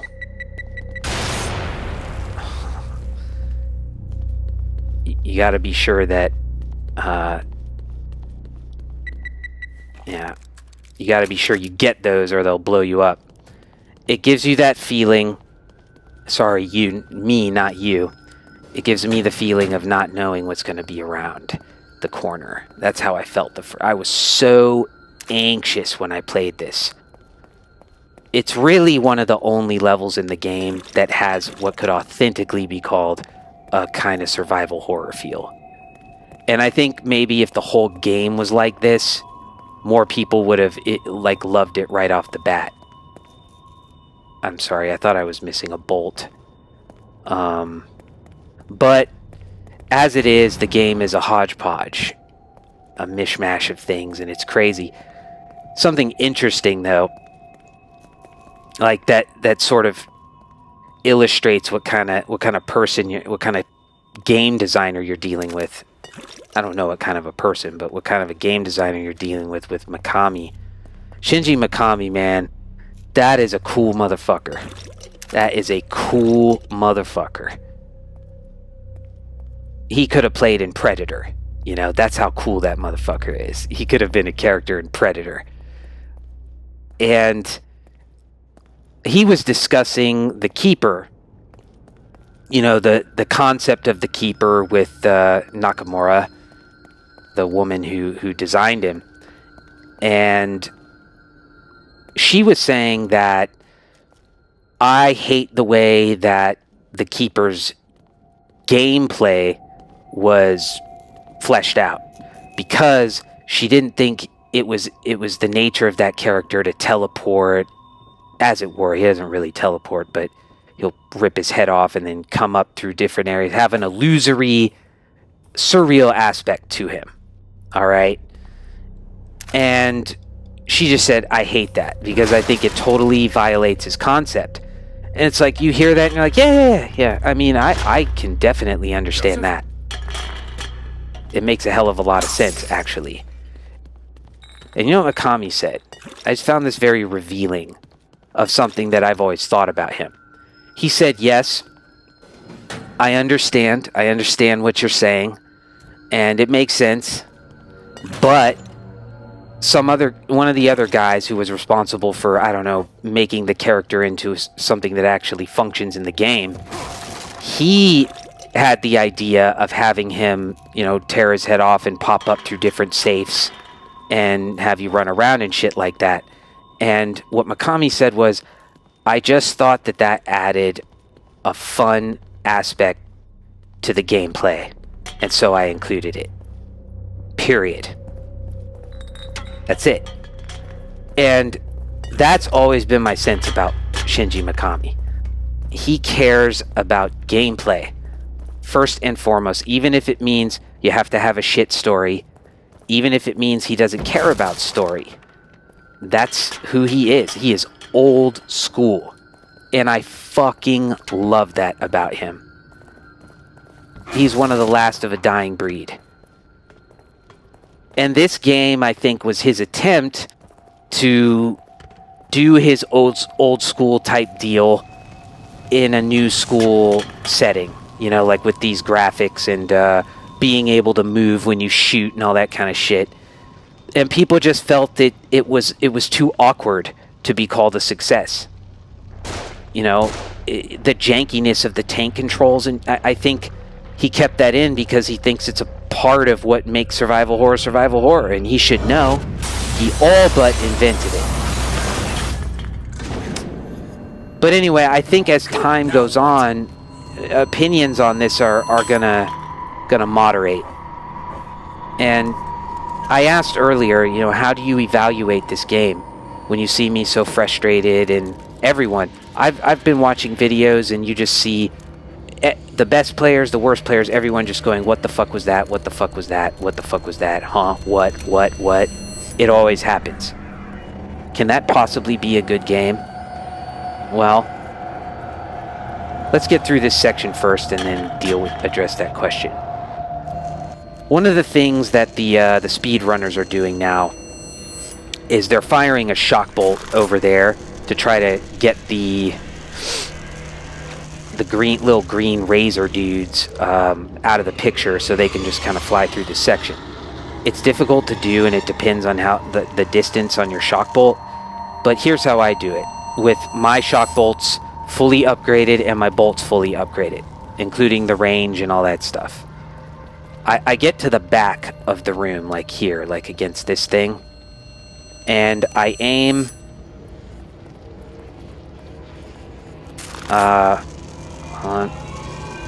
right over those bottles.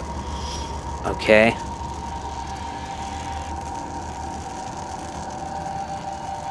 Like, I hope that worked.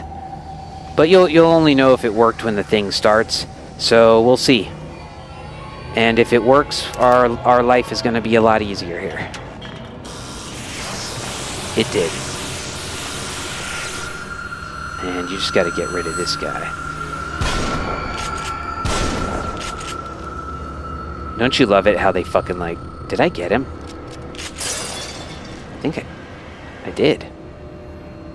Yeah, what I was going to say is Mr. G-Star has a nice name for this room. He calls it Hell's Kitchen. Which is absolutely perfect. That's exactly what it is. Hell's Kitchen and a hellish kitchen. Alright, just take your time with the fire.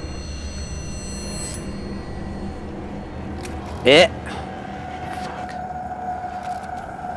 Alright, now these things are gonna drop down.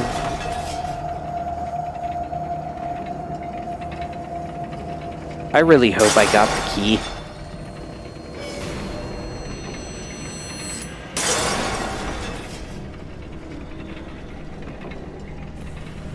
I'm pretty sure I did. Yes, I have 2 keys. Okay, that look at that. That should not happen, like with the aiming camera. Or rather just with the camera. Now, what's gonna happen here is that these dudes, since they were, you know, burned to a crisp in here or short-circuited, they're blocking the things that are gonna come out when we start turning. Defusing this acid trap, and they won't be able to get out. Quick, efficient, nice, clean, but it can be a little hard to get the aiming right on that little trick, that little speedrun trick there. Word to the wise.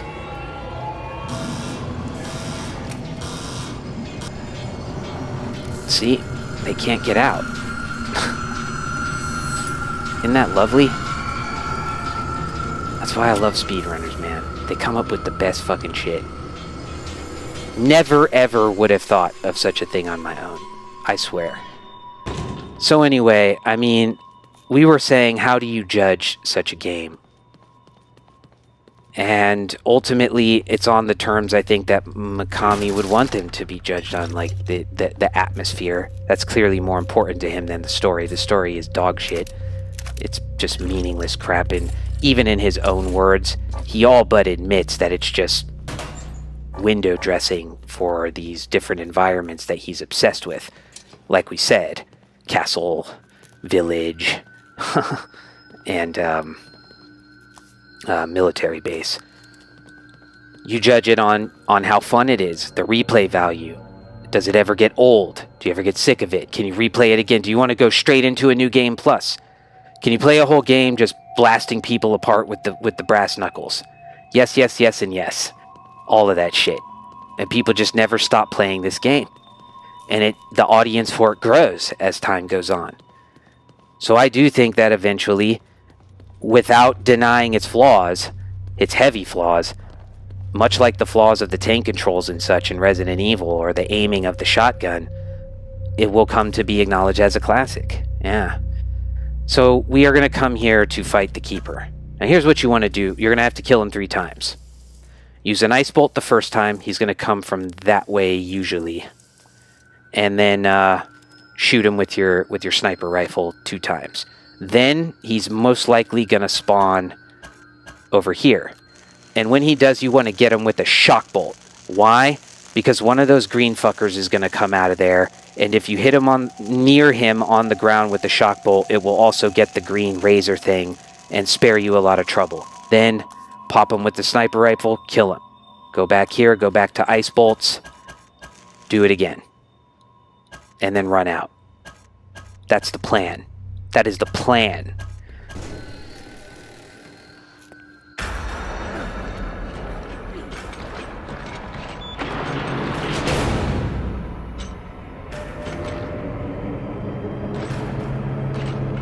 Alright, here he comes. You again? Oh, got a little closer than I think I hit his fuck. Yes, I did.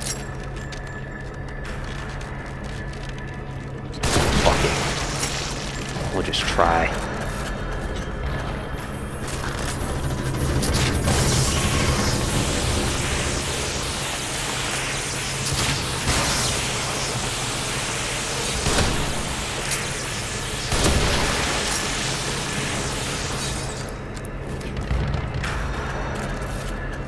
I think I got the green thing. Oh, he's spawning. Where? Yeah, right there.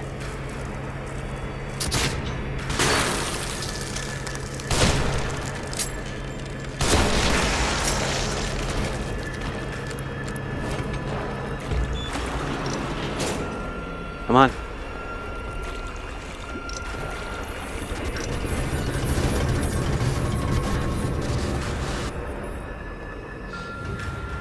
Get in.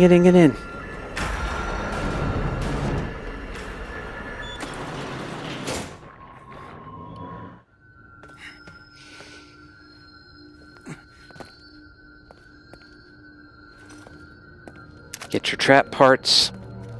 We are really without any problems as far as trap parts go. And that's pretty much going to hold us over for the rest of the game. Not a big deal. There's a key in here. I'm starting to get nervous. See that? We come back to how you judge this game. I mean, do things like that, are they unacceptable for you? You know, that's a personal judgment. I'm not sure. I'm not one of these people who says, like, whatever anyone thinks on anything is right. Believe me, I'm not like some thoroughgoing relativist person. I do believe there are standards for things. However, there's latitude. There's room for legitimate differences of opinion as to what is more important than something else when you're ranking the factors in a standard. All right, so I'm not prepared to say anyone's right or wrong on that issue, at least on a lot of things with respect to this game. So if you say janky controls, that's a badly designed video game. Can I disagree? I'm not sure I can. How could I? You say that shit with the aiming camera, bleh, or standing right over something and having to sort of precisely position yourself so that you can pick it up, but the controls are not designed to be precise. Like, this is how you can move. That's it. Like, there's no precision. You can go like this, but what if it's up here and you that key, you might not even known it was there if you didn't turn your camera like this. So the match mechanic, which we've borne witness to over and over again, and how it is a spawn of Satan. Okay, so then you say the story, right? Like, bad, at least badly told. And that too is a part of game design, like designing how you reveal and how you sell your narrative. And in this game, it's not sold very well. So, okay, graphics, I mean, for me, they're amazing. This is just what the doctor ordered. But for others, yeah, I mean, they're average. And they look even worse on, like, the PS3 and the Xbox 360. And I think it looks even worse on the PS3 than the 360. I first played it on the 360. Okay. So, you know, and then you go, like, the boss battles, like the one-hit kills, the tie does not go to the runner effect, the inconsistency of the weaponry, the lack of a cover system. I mean, there are certain places where you just keenly feel it. I don't even like cover systems. I'm not a shooter person. I don't even like cover systems, but there are certain places where you're just like, yeah, I need a cover system here. For example, in Chapter 11, the part where you got to kill that guy in the garage coming up and down. I mean, that part needed a cover system. They even had a fucking cover system in Resident Evil 5. A shitty one, but they at least had one. But not in this game. They did put it in the second game, although I think it's well nigh useless in the second game. I mean, I never fucking use it. You can use it for speedrunning purposes. I guess it's useful for that, but otherwise, who needs it? All it really does is fuck you up more than anything. But, okay, so, you know, you're tallying up all of these things, and what do you have on the opposite ledger? For skeptics, for people who don't like it, you have, it's entertaining, it's fun at times, the environments are cool, it's crazy, the music is good. Okay, and then you put those two bundles of things, the negative and the positive, in a scale. And it's weird because, you know, I pretty much agree with what's in the scale in both of those cases. There is hardly a complaint about this game. The only complaint about this game that I wouldn't go along with would be something subjective, like I don't think it's fun. Okay, I do think it's fun. That's that. Tomato, you like green tea, I like Earl Grey. Whatever. And that agreement, you think would add up to, yeah, well, you think it's kind of a mediocre to shitty game, and I think it's a mediocre to shitty game. But those factors, they just weigh differently for me. Because for me, I'm old school like Mikami. I rank gameplay above everything. Fun and gameplay and interesting scenery. Yeah, seriously. I would take the environments of this game that I get to be in, the blood, the gore, the griminess, the dilapidated buildings, the moldy corridors, the chiaroscuro, the shadows, all of it. I would take that over the story, the pretty damn good story in the second game every day. No question. That's just who I am. I mean, I would take, I like Shinobi. I like Revenge of Shinobi, you know, like I think, I don't give a shit about the story. I don't care about story. Look, it's not like 0%, but it's not high on the list of things that are important to me in a game. The story for me in this game is just, you know, horror-themed Matrix, kind of. I guess that's the standard line, and okay? But it's really just Mikami and his hive mind kind of stuff that we may have discussed before. His constant theme, hive mind versus the individual, and the individual triumphs, you know, over his initial ignorance and incomprehension and incredulity and probably weakness. That's it. And it's great. It's an exploitation type of theme, and you couldn't ask for anything more. That's all I want in a game. That's all I want.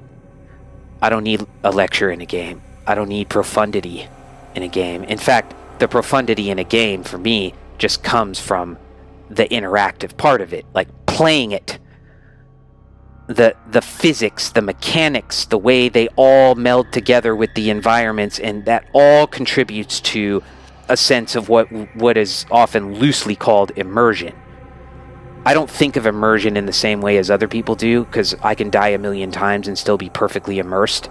I grew up playing games where that's what you do. You play Contra, you die a million times, and you keep playing because it's challenging and you want some fun. That's a game. So I don't need this story to sort of this like Silent Hill 2 type of stuff to pull me in and make me immersed, or have an absence of dying or no game over screen. Or I just fucking do not give a fuck about any of that stuff. I could not give less of a fuck about that stuff than I actually do. It is physically and mentally impossible. I just could not care less. So that's why my evaluation, and I think many others increasingly, is coming out differently now. Because the virtues of of the old school ethos that Shinji Mikami brings to the games, well, that's appreciated by people who they run through 10, 20 games a year, 30, 40, 50, I don't know. And some are good, some are bad. They play them once, though. They get all the trophies, they get the platinum, or they beat it once, and then it goes in the bin, and they never look at it again. But something keeps bringing people back to these Mikami games, at least the horror-themed Mikami games. I'm not really up on Vanquish and God Hand and the Shadows of the Damned in those games, although I hear they're good. At least I heard Shadows of the Damned is very underrated.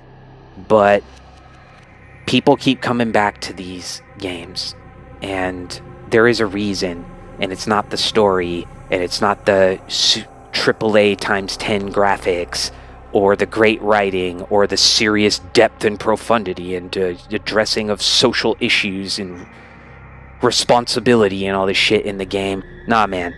It's exploitation morality. It's a cool motherfucker doing cool shit in a game. And as the great philosopher king of YouTube, Seraphim17, said, it's cool, so it exists. Alright. That ends my spiel. That ends my spiel. This is Leon Kennedy. See you later.